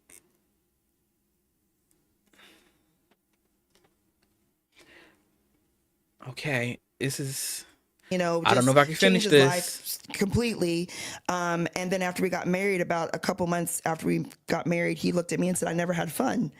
And I didn't know what that meant. As an adult. Literally, Shanti, he backslid for 5 years. Yeah. So he left this holy lifestyle back to smoking, drinking, smoking weed, drinking, chasing women. See, he can tell you to keep the baby. I'm gonna be a pastor. Keep the baby. I'm gonna take care of him. And then this nigga Black Rose like on his bullshit. Okay, I never had fun. Sweetheart, y'all are getting married young. I don't mind being high school sweethearts, but y'all need to live life before y'all want to settle down. People can take umbrage with that all they want to. You need to live life. You need to live life. Because this is foolishness. Women. Oh, shit. Let me do that. We would fight. Our house became the party house because my relationship with Jesus was attached to him. So if he went to church, I went to church. If he didn't go to church, I didn't go to church. And it is a form of idol worship, which I know that now. But he was my connection to Jesus. So at that time, I was chasing with knives, trying to jump on hoods of cars, fighting women. You know, that was kind of a common thing. We were living in Section 8 housing on food stamps, having children, and it got so crazy that one day I said, you know, I can't do this anymore because someone's going to get hurt. Someone's going to either go to jail or get killed. Seriously. So basically, Jasmine Sullivan, I broke the windows out your car, was the theme song of your marriage. No problem. You over here jumping on hoods. Yes. Oh, yeah. Yes. That's a true Finding story. him at clubs, confronting just the whole thing. So help me understand that. So what happened to where you find yourself on the hood? He's in the car? Or trying to leave. Oh, so And I he's in the just- car. He ain't with the woman. No. She would sometimes hide my keys and help and then me help him look for him. That's how bad it was. This is so bad. You would This hide is the such keys a and toxic help him look. relationship. Yes, This is such a toxic behind him. relationship. This is so Behind bad. Yeah. I don't feel. And then Also, back don't then- feel like people should be getting married we under didn't 30. have Correct. GPS. We didn't have cell phones. No, and so my friends would be like, "Hey, Reggie, man, your wife found us. She Yep. in the club." Yeah. How would you find them? Just I had mental GPS. All my friends It's called call her. Holy Spirit. That's right. Well, yeah. They call her to this day Detective Kelly. I could find anything. I would check mileage. I'd find hairs in the car. Whose hair is this? Hair fibers. So you All missed your of that. college. You supposed Sweetheart. to work for I mean, this is clear to most of us here, but this is not the way. If you do not have trust, you do not have nothing. So many opportunities to just leave this motherfucker. He can't take no money from you because you both broke at this point. And vice versa. Well, vice versa. She probably would have got some money. I don't know how, but she probably would have got some money. But it's like, it's so many stuff like this. I understand, like, it's very clearly like it's a both issue of being indoctrinated and being socialized to like, this is how you should act, this is how you should be. You should always be with this man, even if this man does not want you. Especially in the sense of she had nothing. Like, she obviously dropped out of college, so she did not have any pathway forward financially. Excuse me. So I'm assuming he was almost certainly helping out in some way, shape, or form with not only her, but paying the child, but also paying for herself. Well, the children, because then I had 5 kids in 6 years, so she was pregnant frequently. Divorce is a sin in the Bible. Listen, it ain't sent to my purse. Cut my shit off. Like, it's just so much. It's like, it's so much as like I think it's hard because I see so many women like her in my real life and how things do not end well for her. At best, she's unhappy. At worst, she's unalived. Like, very drastic, I know. But,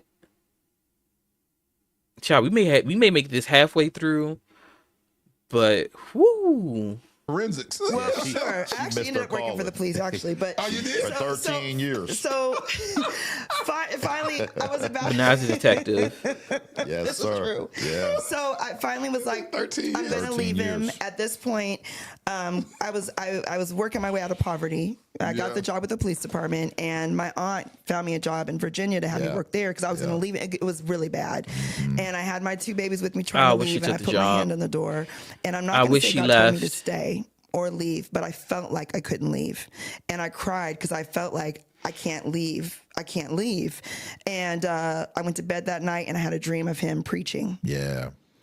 And I woke up the next morning. Well, first of all, you were upset that I was still home. Yeah, because I got home. I'm like, I thought you were moving to Virginia with the 2 kids. And she said, I had a dream that you became a preacher. I said, that's not going to happen. Right. I said, just because my dad does that mean I got to be disciplined and committed. And I'm not trying to be either one. Right. You And know, he said, I'm going to keep on smoking this weed Yeah. and chasing these women. Yeah. That's what he told me.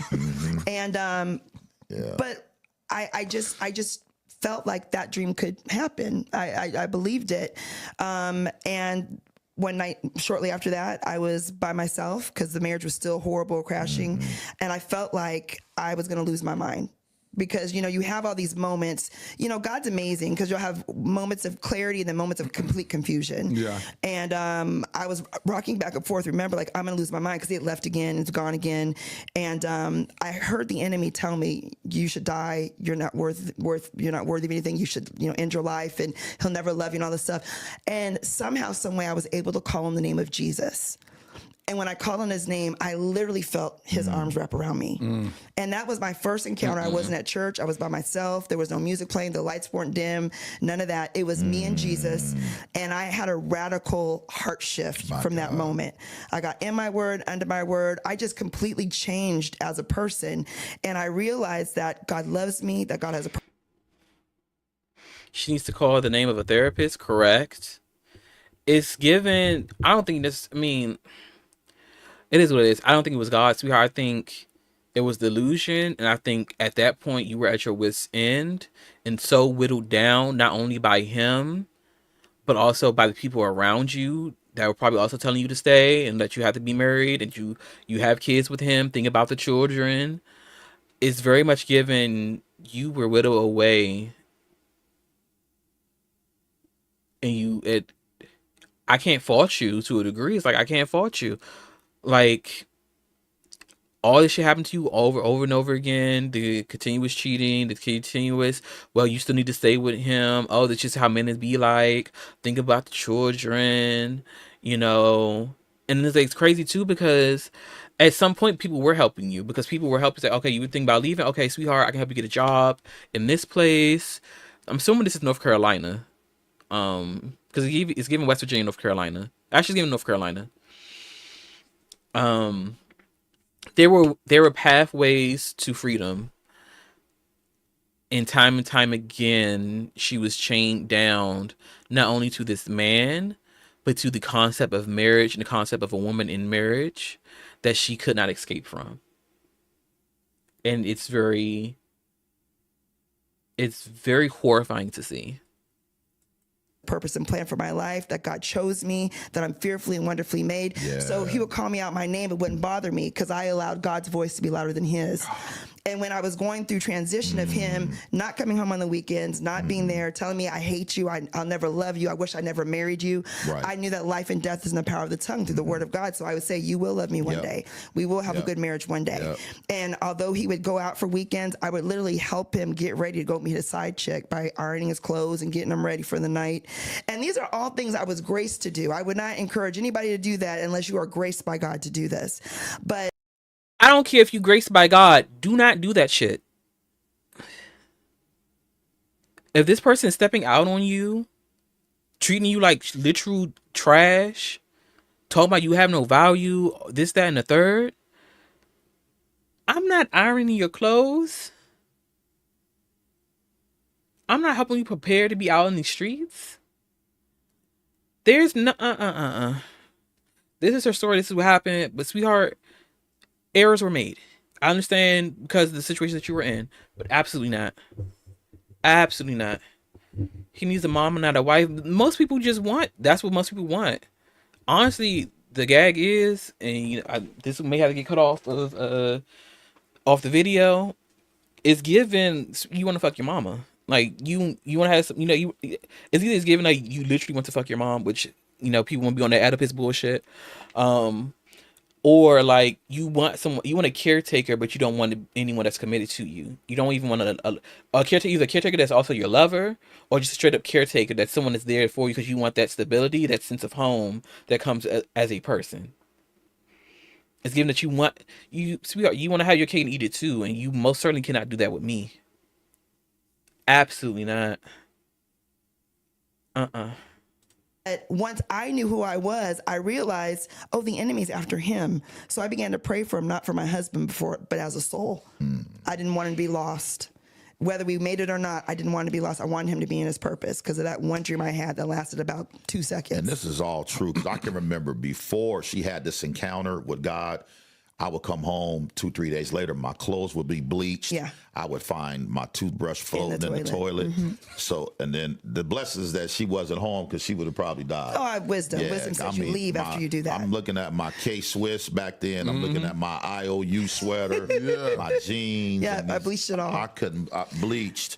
And so weeks later, now I'm coming home 2-3 days later, and she's like, what do you want for dinner? Yep. He's like, I don't know if I'm going to eat that. You're going to poison me. I said, she's going to kill me. Right. Now I'm sleeping with one eye open. Yes. I'd run his bath water. You're acting too nice right now. Yeah. I'm like, wait a minute now. I've been gone for 72 hours. Yes. Why are you treating me nice? Right. You want to... And then I'm looking to make sure she don't throw grease on me. Right. Right. All of that. But then I started waking up with crosses on my head. The cross on my head is taking me out. But also it's so scary because it's like she's doing the same things of like the typical women who are forced into marriages back then and even now, unfortunately, of like this is their only way of rebellion. Is sometimes it is violence, or sometimes it is this trying to find some form of religion and spirituality and using that. It's just, the mothers of the church said, pray for him with anointed oil. And I couldn't afford olive oil, so I just got the Crisco at home and blessed it. And I just put it on his head and his hands and his feet. And he'd wake up all greasy. Yeah. Looking like 3-day-old chicken. Right. Greasy and hungover. He'd be like, what are you doing? And then she would tell me, you gonna preach? I'm like, no, I'm not. Yeah. Proverbs 18:21, of course, says death and life is in the power of the tongue. And they that love it eat the fruit thereof. There you go. right. And she So- would speak those And things. he would I'm not go to like, church. No. I would always be there. And then he would call me a holy roller. Then he'd get me mad, and then I'd end up cussing him out. He'd be like, where's Jesus now? You know. He's just been a devil in Yes, himself. yes, he was. So Reggie, when you were hearing her say this, and this is conflicting with your Okay. spirit, because of course she's battling against that the evil spirit that's inside you. She's warring against that. What in your subconscious? Because there's always moments where in the Bible it says the prodigal son says, and he came to himself. Right. So in those moments where that battle is taking place, what were you thinking internally? Even though your mouth may be uttering, "You crazy, you this," but the words that you weren't saying. Can you go back to that moment and tell me internally what were you saying? What were you seeing her as? You know, I saw her as the enemy. Right. You know, I was like, wait a minute, I'm gonna stay black and die, like she said, and chase women, smoke weed. That's where my mind was, because I've been overtaken. Yeah. You know, I was having fun. Even the Bible says that sin is good for a season. So I was having a phenomenal time. The last thing I wanted to be was connected to her, connected to the church. Right. Because then that's work. So why did you stay? Why were you still coming home? Because I had 2 kids. Well, then by that time we had 3. I was always a phenomenal father. I was a horrible husband. Yeah, he was. You know, but when it came to my kids, you know. And this thing is like, y'all could have just co-parented. Y'all could have just co-parented. And I hate that people don't see that as a thing. Even to this day, it's like they could have just co-parented. Especially if what he's saying is true, that he was a phenomenal father. We could have co-parented. She could have been on her business. Yeah, that's what I'm seeing. Is like the kids have there's no way, even if they try their best to hide it, there is no way the children did not pick up on this. I mean, they definitely know now. They were seeing the ways that he treated her. They're seeing the way that her licked it. It's like, okay, if my man treats me like this, I throw his toothbrush in the toilet, or I throw bleach on his stuff. They're teaching, like, they are seeing that this is things that are normalized to be okay. So I hope and pray that the children are not doing the same things. I really do. I really do. I hope like the sons are not replicating this shit. I hope that the daughters are not replicating this and like being with people that are like their father. It's just I'm my concern now is like all this. We're talking about the issues of the past. I'm like, sweetheart, is he still doing this now? Because I'm terrified for you. I'm saying. And so you looked at being outside the home as a failure. But you had to stay in the household, Right. no matter how you showed up as a husband. But you wasn't going to Y'all did not relinquish have to stay your together. responsibility as a father. I would tell her all the time, I'm not going to let another. I had 2 daughters who are right now 31 and 29, and I always told her I'm not going to let another man come in here and feed my children, my daughters. That's their end was the bullshit. Okay. So the fatherhood angle of I'm going to be a great father in whatever context he has, but you can't have, because the issue is it's like this issue of like fuck you, but I'm gonna be a great father. But you can still be a great father, and we don't have to be together and engage with each other. Like you could have still not, like y'all could have been, y'all didn't have to get married. And if y'all got married and you see not working out, y'all could have got divorced and still been great parents to the children. But that part right there lets me know that there's a fucking problem. I mean, not just that part, because many red flags have gone off. But that right there is like, oh, this is a big problem, because you're saying that you can't go out and be with nobody else. You can't go out and like have another life without me, because my children need to be there with their father.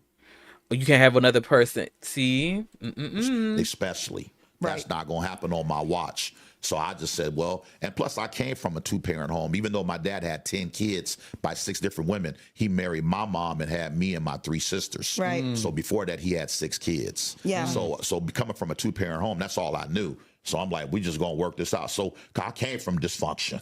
And that was our normal. So Yeah. there was even one time one of But y'all never his healed. girlfriends came to my job to confront me because she found out about me. And I'd be like, chick, I'm the wife. But anyway, she asked She came me, to confront you because she did. found out She about found you. out about me. She had to explain to her, And I, said, work "Listen, 2 jobs. I go, why would I get rid of him? He works two He works jobs. 2 jobs. Sometimes you can't afford divorce. I'm True. like, Okay. She's being real on this part. Sometimes you cannot afford divorce. He's making rent. You know, we got to work this out. I hate this for her though, but this is also a reason why people stay, because they do not have the ability to have their own space or afford not even like an extravagant lifestyle, but afford life in general. So unfortunately, they're like pigeonholed in these toxic relationships with people that they do not love. And then you quote unquote find a way to love them because I need to have a roof over my head. I need to have food on my table. I need gas money to get to work. I still can't get with the fact that his father was a teacher. It tracks for me. Don't have a relationship to try and prove a point. Listen, people do it every day. And I let her know I'm not. And she's like, "Are you gonna leave him?" I'm like, "No, I'm not leaving him." You know, I said we're just work it out like we always do, and she didn't understand that. But I don't understand it either. So what's she trying to do? Get rid of you so she can keep you? Yeah, I guess that was the but plan. he was That was the plan. Listen, he was financially an asset at that time, you know. but I did reach a point where I was tired, and I finally prayed the prayer. This is probably about 5 years into our process. Lord, do whatever it takes to save him. Because although I was going to church, praying, doing all this, it didn't seem to be making a difference. So this is going on for 5 years. Sure. When he had a reprobate mind. Yes, completely. And I was working for the police department as a dispatcher. It was 3:00 in the morning. I worked nights. He worked days because we couldn't afford daycare. I was dispatching. I got a call of an armed robbery in process. I got the canine, the air unit, set up a perimeter. We were chasing him. We pulled the car over, arrested them, and it was him. And my cousin. Yeah. Yeah. Yeah. I'm Kermit the Frog at this moment. This is T. Yep. Yeah. Did you say you got the call and it was him? It was him committing armed robbery. Yeah. Caught him. Yeah. And he was arrested. I was arrested, me and my cousin. Yep. So he is now facing 7 to 21 years in prison. Yeah. 7 to 21. I got off the floor, told my sergeant what happened because I didn't want to lose my job because you can't be married to a criminal. Right. And I'm like, I didn't know what he was doing. And my first thought was, who has my kids? Because it was 3 a.m. But my baby sister, she would come in and watch the kids while I'm out. he robbed people. And I kept a few dollars in her pocket. Oh, this is an ongoing thing you used to do. She just never knew that you was robbing. No, Yeah, didn't know. It's ongoing. And had no idea because he was a psych tech during the day. And a robber at night. Yeah. Call about double-minded. This is what I was living with. Yeah. And so I finally. Let me tell y'all something. I never knew all this when I invited him on the podcast. Right. This is a whole different story. Yeah. Just a marriage I found fascinating. This right here is a whole movie. It is. It's a whole So he was in jail for 3 days. And you can take And it. then during that day 3, I was on the top bunk. I said, Lord, if you get me out of this, I'll serve you. I had a Bible in my hand. I'm reading the Bible. 3 seconds later, they said, still roll up over the intercom. And I looked at my bunkie. He was down under me. And I said, hey, man, did they say still? He said, I think so. So I go up to the front and they say, yeah, you've been bonded out.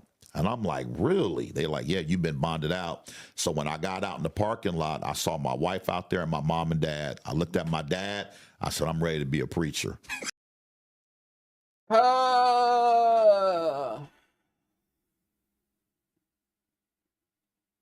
I guarantee you, bond aside, because the bond money probably came from the parents, she got him out of that. I guarantee you, she got him out of that. I guarantee you. Mom and dad either had money, because y'all doing religion down in the South, and that does a lot of money, or they gonna put the house up or something. But then to say all that, and probably not even recognize, probably still to this day, like, oh, the reason why I got out of this situation because of my wife who looked out for me. And just like throw it as like, God, I hate it's like, sweetheart, y'all talking about y'all Christian, but you only go to your God when you need things in need. Okay. True story. That was the conversion. Listen, when God did that in 3 seconds, not 3 minutes, not 30 minutes, when I said, Lord, if you give me out of this, I'll serve you. 3 seconds later, they said, still roll up. Yep. And when I went outside, I told my dad I'm ready to accept my call. And you know what my dad, the best thing he ever did, he said, well, if you want to be a preacher now that you're in all this trouble, he said, you and Kelly clean my church every Monday and Thursday, and then I'll let you preach in the next year. And so every month, do that for so he didn't do training. And I'm grateful for my dad because he gave me a mop and not a mic. Because, Amen. Yeah. I was 24 years old. Yep. And I didn't start preaching until I was 25, which is, I'm 53 now. So we're talking 28 years ago. Right. And we cleaned that church every Monday, every Thursday. And we would lay our 3 kids would be with us. Why she got to clean the church? She's not, okay. And they would lay them in the minor altar while point. we cleaned the church, the bathrooms, and all that. And, and then a year later, my dad said, you ready? And then that's not how that should go. What do you mean you ready? She had to clean the church with him in order for him to become a preacher. But also, it's like, what do you mean? Were you doing any type of... You're supposed to be going through, like, there's an education to that. There's an education to that. You don't just... Okay. I preached a message January 1997 called Roll with the Punches. That's right. Out of 1 Peter 4:12, thinking not strange. Concerning fiery trials. So Romans 8:28 says, and we know all things work together for the good to them that love God and are that are called according to his purpose. And speaking of purpose, see, I think part of the problem with a lot of people that are married or not married, they're looking more for preference over purpose. I believe that this is my purpose. Right. Because she really wasn't my preference. I wasn't.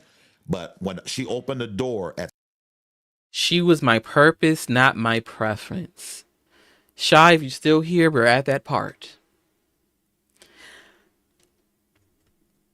I wish you would say some shit like that to my face in any context.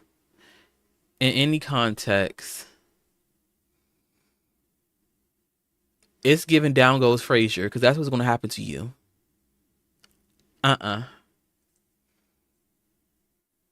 My purpose, but not my... Okay.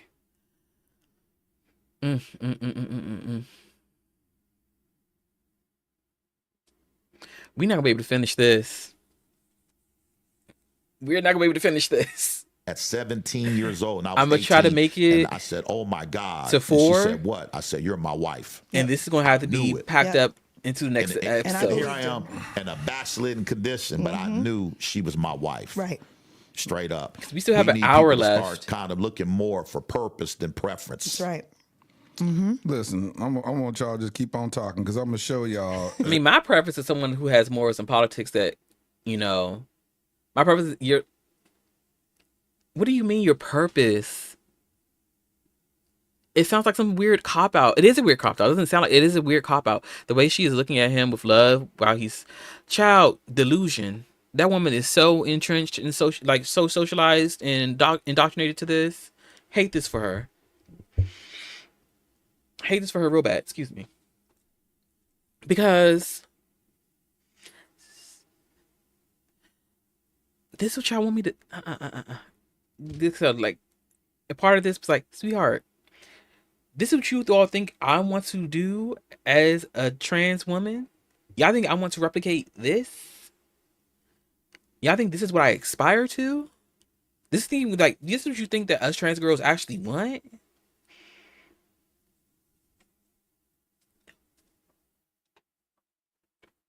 No. Woo! See? An episode in my first season called Preference versus Purpose. Oh, that was the first thing that that's what God told me way back then. Season 1. Because I knew I wasn't his preference. My husband dated little Latina girls with long hair and big titties. You gotta remember, I'm from Arizona. In fact, when he first met me, he's like, you're cute, but you're a little heavier than what I'm used to. And I go, well, what Are they you used to? both He's like, from "I'm used to, Arizona? $1.20, $1.25. I said, well, I'm almost $2. So I don't So he was know fat what to phobic too. say. Okay. Okay. Almost $2. I love it. So why are you so self-aware though? How did you become that? You know, What you mean? Because of him. I guess I'm just a realist when it comes to it. I understand. It is what it is. I mean, just because I'm not his preference don't mean he's not gonna, like this. I mean, he's been coming back for 32 years. Child, look at his face.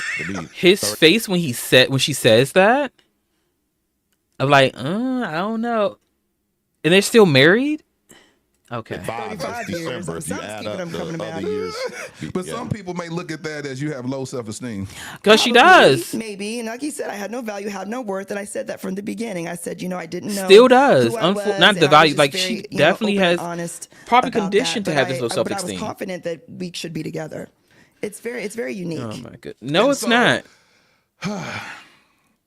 It's not unique at all. A lot of stuff that y'all are saying is going to trigger a lot of women. Mm-hmm. They're going to look at it like, see, that's that struggle love they talking about. I don't want it. Right. I don't Correct. want this struggle love. I don't want Now to I'm have to deal about to with a get man upset at that has her. to go through all that and me lower my standard, lower my value, lower everything that I know that I am as a woman to work through the cultivation of a man. For a man to be in this broken state, disrespectful, calling me out my name, parading women in front of me, and then I'm gonna pray for his deliverance and pray. No, God, I need the reformed man. Bring me the man that after he's been set free and delivered. I don't Right. want that process. They want that finished product. So my question to Some you, cases. because only you can say that, what would you?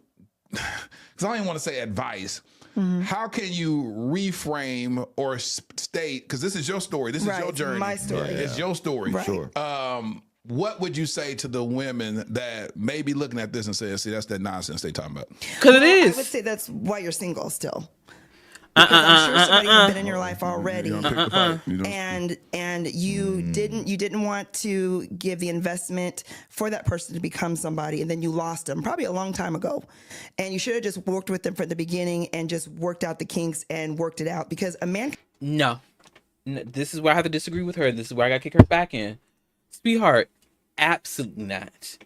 This mindset, I'm hoping comes, well, it's probably not purely indoctrination based on what we saw you say about your mama and them. Absolutely not.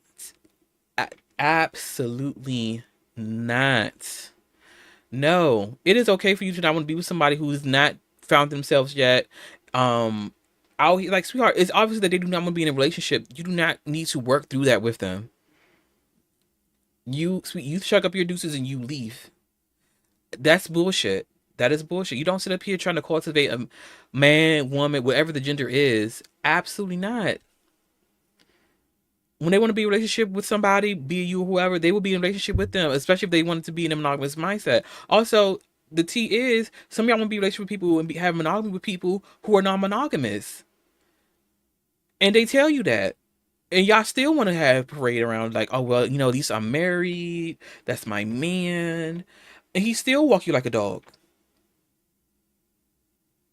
He still walks you like a dog. And your saving grace is like, oh, well, that's why you're not married. That's why you don't have a man. That's why I'm not in a violent relationship. Great. Abusive relationship, great. Like, that's not things that people want or aspire to. And I do hope people understanding watching this aren't like, yeah, she's such a good woman for keeping it out, for sticking it out. It's like, sweetheart, no, like, this is a maelstrom of entrapments, of manipulation, of violence, both physically and emotionally. Well, I don't know if he's physically, I'm gonna say that, but it's definitely emotionally violence of like how they treated each other. Especially like how not only how they treat each other, but also how people treated her for being pregnant at such a young age, and then just forced into this the super church mindset. This is what I meant about being in a relationship to prove a point. Yes, it's like, oh, well, at least I have a man. What you mean at least? Sweetheart, you should want more than that. I am in a partnership. Regardless of what it's like, okay, I have a partner. I actually love my partner. My partner actually treats me well. I don't have to worry about my partner stepping out on me or like doing things without my consent. Or doing things without my consent. Like this is the foolishness. This is when we gotta kick her back. Like, sweetheart, I understand you've been through a lot, but what we're not gonna do is this. We're not gonna do is this.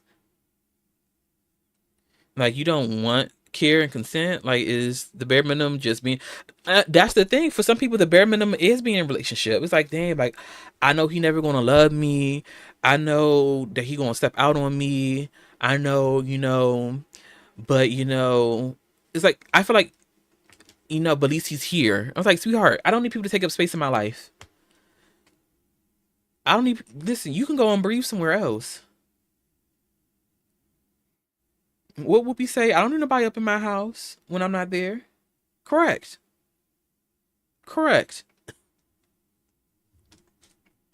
At least I have a man. Sweetheart, that at least is not helping you. That at least is not feeding you, and it's telling me. Because you're over here being defensive about people pointing out the flaws in your relationship that you see that are there, but you're trying to cover it. And I know your brain is going to overdrive, not seeing the flags that are there. I know. And I'm like, granted, this is in the past. I really hope this is not still happening to her. I really hope not. I really hope he has changed. I really hope he's not stepping out on her. His mindset also still needs to change, because it's still giving, like, I'm going to... This is embarrassment. This is not me talking about myself, because I see no accountability from him at all in this. Like, we 34 minutes in, of an hour and 32 minutes, I have seen zero accountability for him. Has he been transparent? Absolutely. But never in, like, I'm going to change my actions because my actions are hurting somebody or my actions are bad. It's, it's like this exchange with Sky Daddy. If you help me get out of this, I'll go ahead and I'll change my ways for 2.5 seconds. It's like, it's this continuous masculine thing. The man talks to Sky Daddy, and Sky Daddy, coincidentally or some way, somehow, you're going to just assign the good things that has happened to you to Sky Daddy, versus the people here on Earth who are actually looking out for you, who are usually the women around you and the femmes around you. Okay. You can always build. Also, fuck no. He never held himself accountable. Like, at least I have one doesn't address the quality of relationships, and I don't recall if he ever said I was wrong for this. No, he never. Up to this point, he has never been accountable for any of the wrongs he has done. At all. She's like, yeah, she held me down. Like, he didn't say that, but like, that's the tea he's given.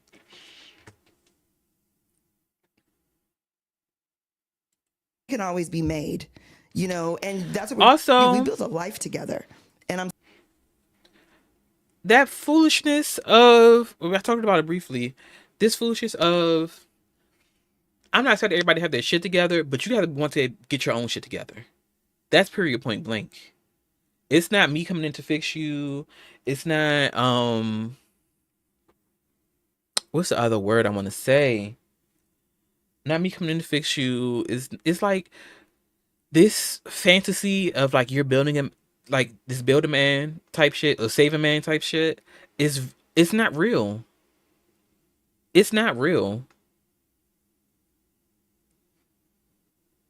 Like, these people get themselves together because they want to get themselves together, not because of you. I want the girls to understand. I want the women and girls to understand. When they get this stuff together, it is not because of you. It is not because of you. It's because they want to get themselves together for themselves. Be it they want to make sure their money's together, make sure they look good, they look da-da-da-da-da. And you being there is a bonus to them. And that's my girl, she held me down. But it's because I guarantee you, if it's anything like this, it's never, I'm sorry that I did X, Y, Z to you. Because I have not heard this man say sorry at no point. Even if it's behind closed doors, you shouldn't be afraid to say it in public. Okay. Lord have mercy. Can I make it to an hour at least? Done. And that's why I think I value and love you so much, because we've built our life. And so they miss that building process because they're waiting they want to come into it already done. Now, I get it. Eve was put on the earth with everything done. I get it. That's why women want things to be set and done, because Eve showed up and everything was named and it was just there. Wow. But at the same time, God can give women a resilience because we're a helpmeet for a reason. and we're supposed to help meet the need and help complete the man. I know it's going to cause a fight with that too, but I'm very into that because I'm Absolutely living it. not. I'm a living example of it works when you line up your life and get behind your man that is following God, that's submitted to God, and you say, Lord, what can I do to make him better? It don't work. You literally just said earlier how you were okay with him sleeping with other women as long as he tells you first. And he literally fact checked you like, well, I never told her. I would tell her after the fact. So you were still living in this lie. Like, it's never worked. Even this one episode in this 35 minutes, it didn't work. Better, your life overall becomes I hate better. this for her. Here's the episode I hate I this was for talking her. about. Take a look at that. Oh, I Are they gonna lost put it. on? Yeah, get it back Look, up. it's right there. Yeah, purpose versus preference. My God. Yep. So that's my 7th episode. Your Yeah. 7th. My And how many 7th years ago was episode, that? 5 years. That was Revelation. Yeah, Because we got that. It was Yeah. May the 27th. That's interesting. May the 27th of 2020, and it was episode number 7, which is Wow. episode 107, the first season, and it's called Purpose versus Preference with my friend Raquel Wesson. My God. And God was telling me that. He said, a lot of times we may look at people, and in dating, that's the first thing we're gonna look at. This is what I prefer. I prefer a man that's this, and this height, this look, this whatever. What were y'all saying earlier? Most women want 6-pack, 6-figure, 6 foot. And that 666 sounds like the devil. Oh my goodness. What about that guy that's I can't. 5'8" with a gut that'll pay your bills? Right. That And love you properly. and love Love you you. properly. You'll know where he is on the weekend. That part. He's not missing. Right. So Yeah. let me ask you this: we talk about you not being his preference. Was he your preference? Absolutely. Really? Yeah. What The did you moment I like saw about him? I loved his name. His name? Yeah. I thought Reginald was such a great name. And Oh, he she was he just young and in an love. athlete, everything. Poor back then, baby. And He was a superstar? See, I met his mom when I was. bit. He was. I met his mom when I was 15, getting my hair done. She gave me his number. I thought he must be ugly because she's recruiting because there's no social media. The mama set her up.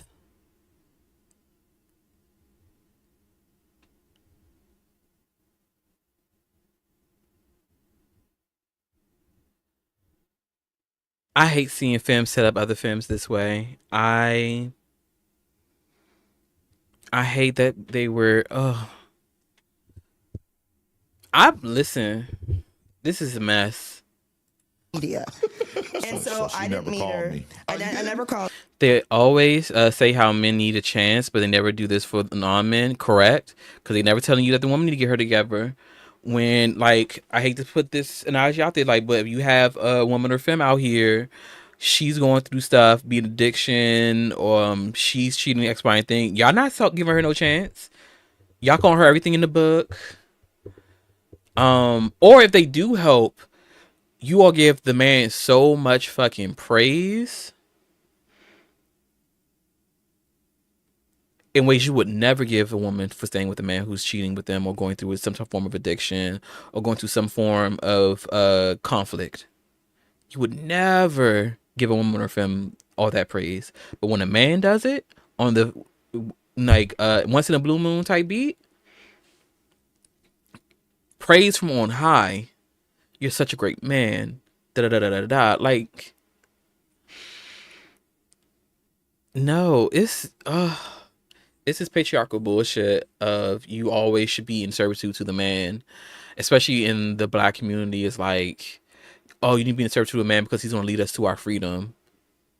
And the people who's leading us to our freedom were not always men, especially not always straight men. Like, Lord have mercy. Okay. Them. So I'm gonna 2 make it to years 40 later, minutes. I saw him at the mall with my dad, who was a teacher. And at the same rest high of school we this, went to. I'm gonna have to come back He was looking at me, to- I was looking at him, but my dad's there, so that went away. About 6 months later, I was at a Black Youth Conference Hold on real convention. quick. Why was you with her daddy? She was No, with I her. was with my dad. Oh, This you is with at your the mall, dad. at Okay. the mall. Saturday morning. Yeah. And so I knew her dad. He was a teacher at my high school. Yes. Oh, okay. And my dad goes, "Oh, that's Reggie Steele," and I'm like, "Whoa," because he's just so cute with his big old Letterman jacket. So at that moment, did you connect that that's the same one? Yeah. The Yeah, mom? because I'd heard his name. His name, back then, Yeah. And so 6 months later, I was at a convention with a bunch of, high school students, and this girl named, I won't say her name, but she said, me and Reggie broke up. And I said, Reggie who? And she said, Reggie Steele. And this girl was not cute. And I That's said to myself, if she got him, crazy. I know I can get him. And Not this. She gave you the she number. gave me the number. Who did? The girl, the ex-girl. Gave you her Yeah, ex she number? goes, she gave his number. She gave me his number. And then she I called. Just called kitty him, stuff. and Oh, my I told him who I goodness. was. Hold on, what made her give you the number? You asked for it? Well, we didn't get along. So we were kind of rivals. So, and he dogged her. So she's like, yeah, you go ahead. In other words, you need to get dogged out too. And the blessing is I ran into her years later Blessing. and I said, thank you Thank for you. giving Kelly Conway my number. That's right. I said, she's Kelly Steele now. Yeah. That's what you But- said? Yeah. Yes. And she But was happy for us. when I called him, I said, Josh, she knew we the found out we foolishness. lived down the street from each other. Yep. And he came over 2 days later. Yep, sure And that's did. when he opened the door and said, oh, no, you're my wife. And I believed him. And we've been together ever since. Yeah. So hold on. This Let's is back up. Now, how did you show up as and propose? What was that like? He just saw me. Yeah, when I saw her, when she opened the door, I said, oh no, you're my wife. Now, your mom came home, though, at 15 and told said, me, I found this girl for you named You gotta Kelly meet her. Conway. Her dad's a teacher at your high school. You gotta meet her. At that time, I was 16. She was 15. We didn't meet until we were 17, 18. We Yep. were seniors in high school. It kept on coming back But around. when that door opened and I looked at her, I said, oh no, you're my wife. I think it was, even though I wasn't a spiritual individual at the time, it was more spiritual. 'Cause one thing he said- And I left her, I was at her house for 8 hours. Yes, we left to just talk. love talking to Yes. each other. Normally that would be an hour, 2 hour. All right, that's my max. I'm out. No. But I did 8 hours talking, just talking. Yes. And tell him what I did when I left the Yes, house. I thought, the date's over and I'm all excited to think he's going to kiss me. And I'm waiting for it. And he kissed my forehead. Oh, and I said, oh, he's such a gentleman. I didn't know Girl. him. Why'd you do that? Because we saw that in the movie. 8 hours of He just just- talking. yeah, We just had chemistry. connected. We connected. And then after that, I saw her every day. Every day. I lived on 53rd Avenue in Peoria. She Yeah, lived on 47th 47th Avenue in Peoria. Again, a half a mile. So it was easy to get to her house. And so every day we saw each other. She was either at my house or I was at her house. Right. One thing I hated was that as the relationship evolved, I would have other girls at my house. Okay. And my mom would call her. Yeah, and let he me got know. this other girl at the house. But don't you worry about it, Kelly. Yep. He gonna marry you. That's right. Okay, we're gonna skip some stuff because I can't sit through this no more. My brain cells is cooked. Get it. Marriage is hard. I'm not putting anybody down. I don't know what their experience Right. was. What is this? But you would think with all that we went through, now that we're preaching, why then would I finally contemplate, I can't do this anymore? And of course, it's the trick of the enemy. But it also is pulling out examples that people need to see, godly examples in the church of husband and wife. And then even in times your is church this becomes godly? your mistress. Right. Because you're trying to manage, your marriage and you're wearing all these different hats. I'll never forget, he leads intercession still. I'll never forget our marriage was bad in ministry. And I'm like, let's just pray together. He goes, I'm not praying with you. I go, but you go to intercession. He's like, yeah, I'll pray with them, but I don't want to pray with you. Yeah. And the church is booming. Booming. But Mark 3:25 says a house divided won't stand. And the enemy will try to, he's cunning, he's crafty. Okay. And we really were going through a demonic, satanic time We where were. the enemy was trying to destroy our marriage. Yeah. Yeah, I was okay. I'm gonna chop this up. I refuse to watch any more of this. I would like to watch more to do my due diligence. I probably will. I'm gonna probably watch more in the Patreon. Cause sweetheart, I don't want to put nobody through this. I have a life to live, and I love my mental health. I'm chopping this up. That sweetheart, this is foolishness. This is foolishness. This is a woman who's deeply been indoctrinated and socialized into thinking that this is okay.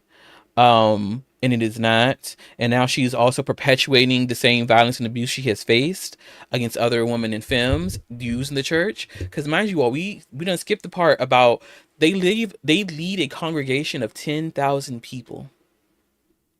And they're preaching about this to those 10,000 people, about how you should stay with a man who is not quote unquote complete, that you should stay with a man.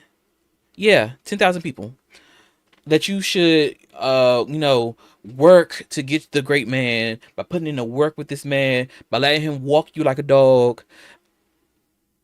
We gonna chop it up to this, sweetheart. Don't let this Christo fascist bullshit get you caught up and stuck with a man in a marriage that you don't want, with kids that you probably don't want either.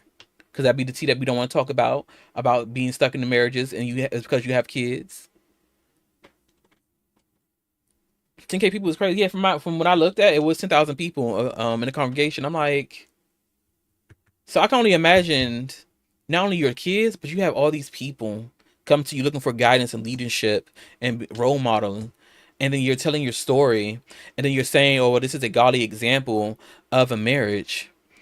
And then even, granted, this is all talking about their past. I'm like, sweetheart, you won't even be in, like, LMO being in the marriage because you have kids is how my parents. Listen, it happens. There's so many people I know who end up getting married, not because they were in love with this person, but because there was no other way. Like, their parents would not allow them. Would not allow them to do anything else. Like, if you're going to leave this house, or if you're going to have this baby, you're going to have married, because you're not going to do ill upon me by having a child outside of a marriage. And that's so fucked up. Period, point blank. It's so fucked up. We could have, like, people could be the change in their lives that they need, but they choose not to. So I'm chopping it up as this is foolishness. This podcast is foolishness. I hate that it's good. That's not necessarily good content in the sense of morals and politics, but it's like we are still listening. Like, literally, we were like 35 minutes in and still locked into this shit and still had something way to engage with this. But in terms of my morals and politics, I can't do this. If I ever engage with this content again, it will have to be in a different context. I know this for myself now. It will probably be a bullet point in clips, because I cannot sit through this, not for my mental health, and I would not put y'all through this either. It's like, you know what, we tried it and it didn't work out that way, but this was fucking crazy. I do want to hit Simone Biles stuff real quick. It is not a video. All this is through all of this is through x.com. Before we do that, I do want us to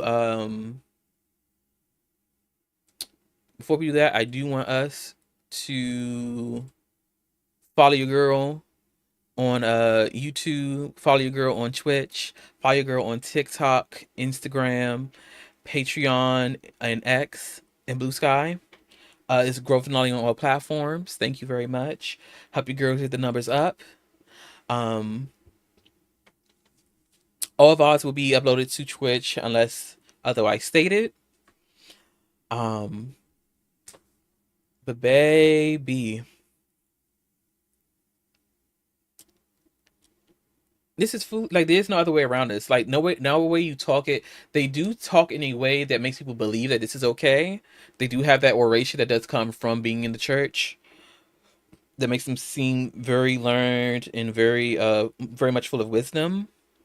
It's not wisdom. I just want the girls to know that. Okay. Take a deep breath.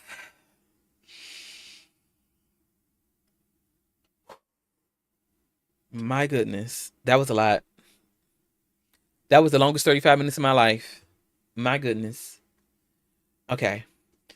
We're going to hit on the whole Simone Biles beef with Raleigh Gaines. Sweetheart, it's not going to be verified. I'm not paying for that. So the tease what happened is Simone Biles was like having a back and forth with this person named Raleigh Gaines. Raleigh Gaines was in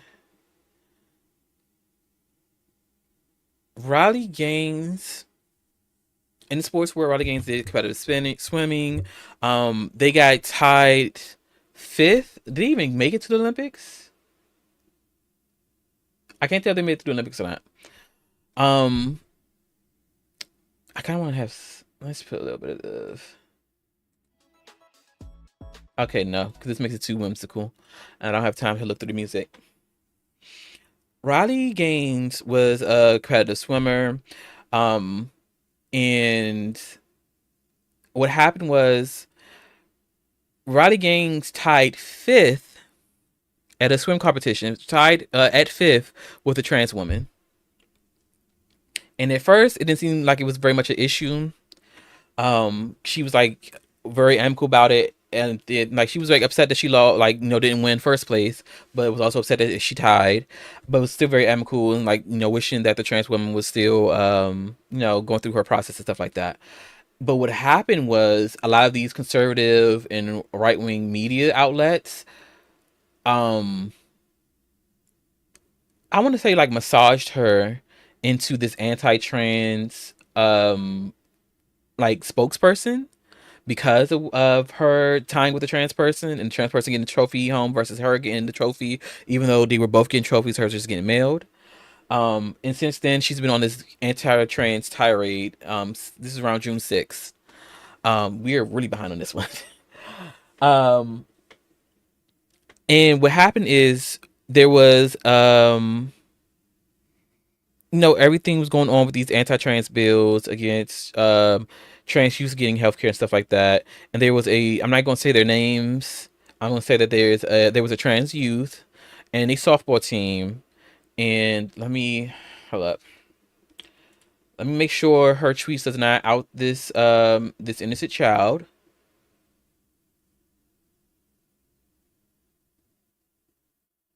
Lord, I'm terrified.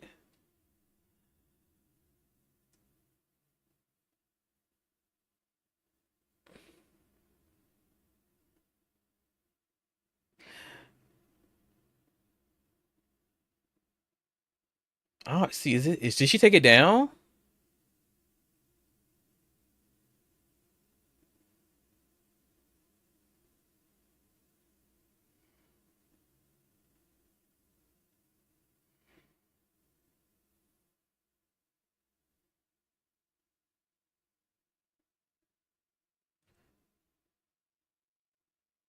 Child, everything is buried now.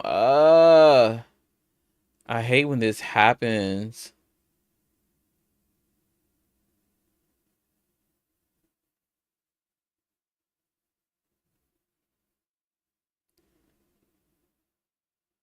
Okay. Child, yeah, we're not going to show her the Raleigh games because she's just outing all of these fucking children that are living their fucking lives. I would try to bring up the tweets that don't specifically talk about the kids.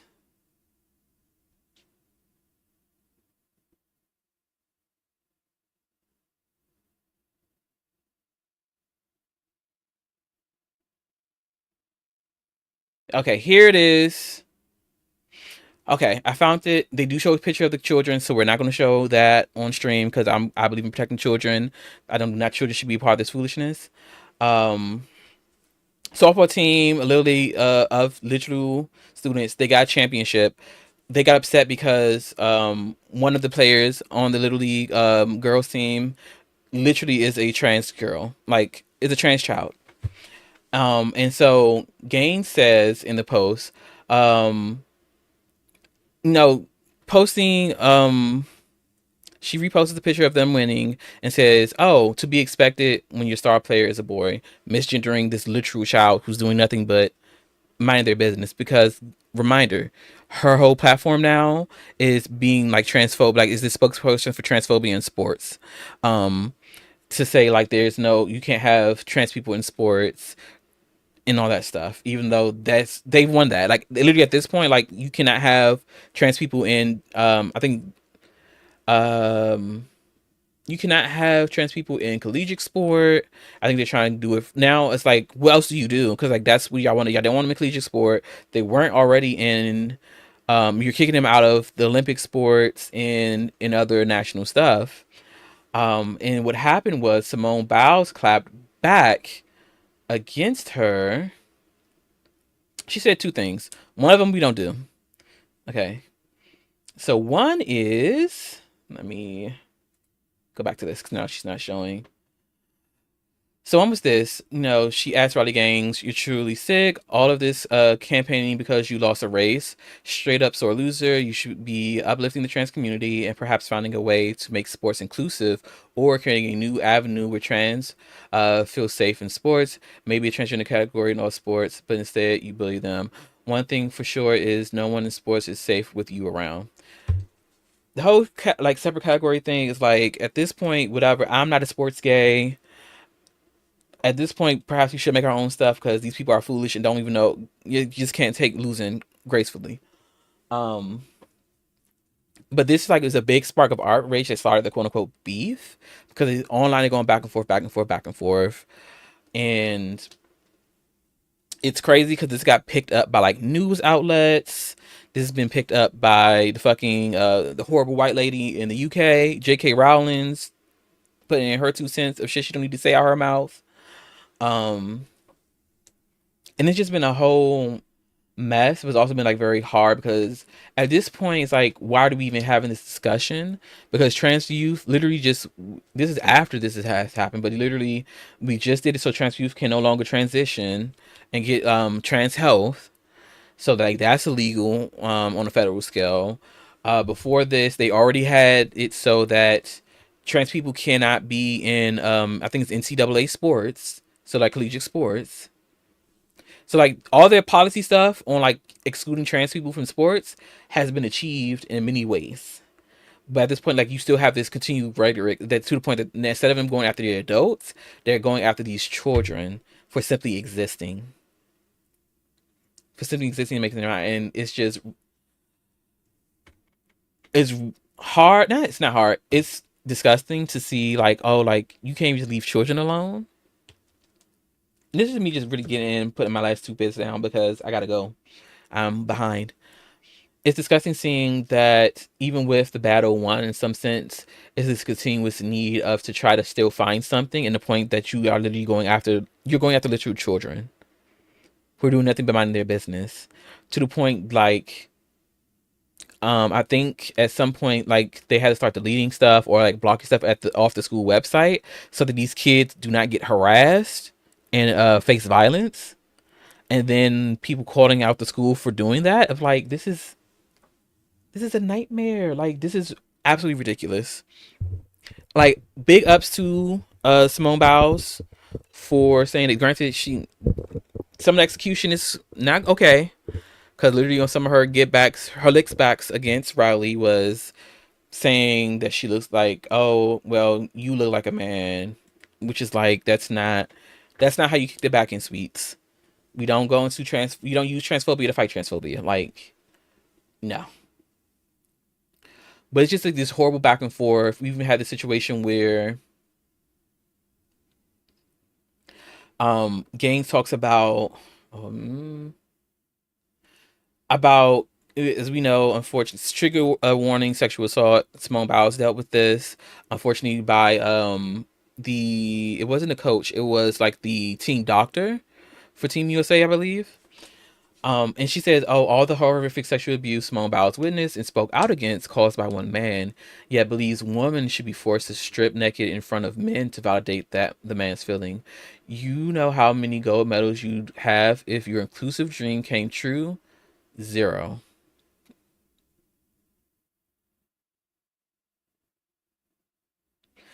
And it's completely this continued transphobia of this belief of that trans women are men.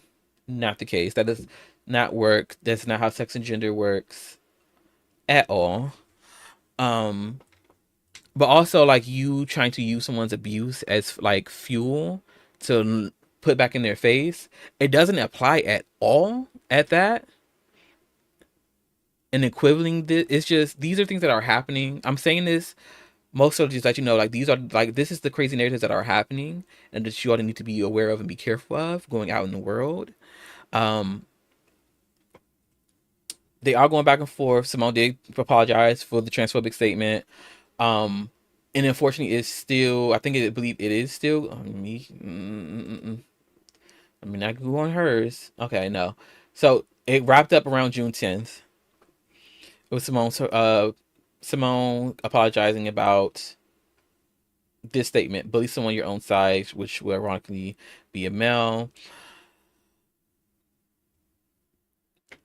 She needs better ways to insult people on that front.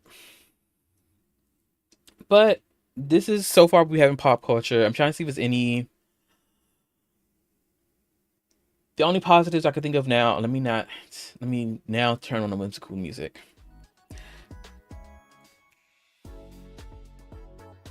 And go here.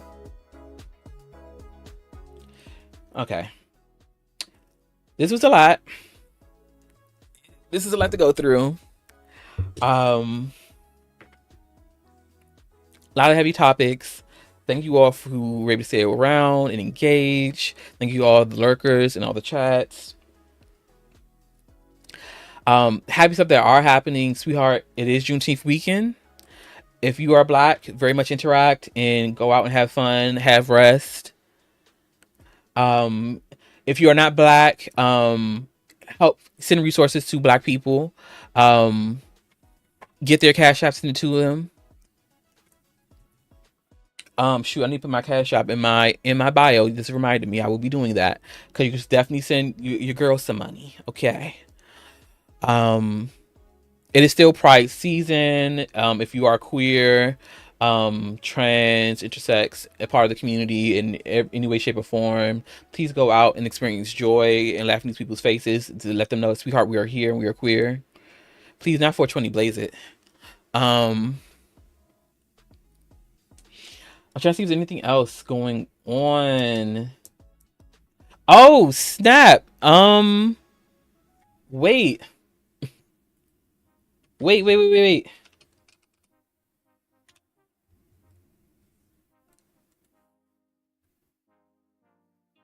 Oh, okay. Noah's Ark, the movie, is out. So if you want to see a queer movie about queer family and friends, check that out.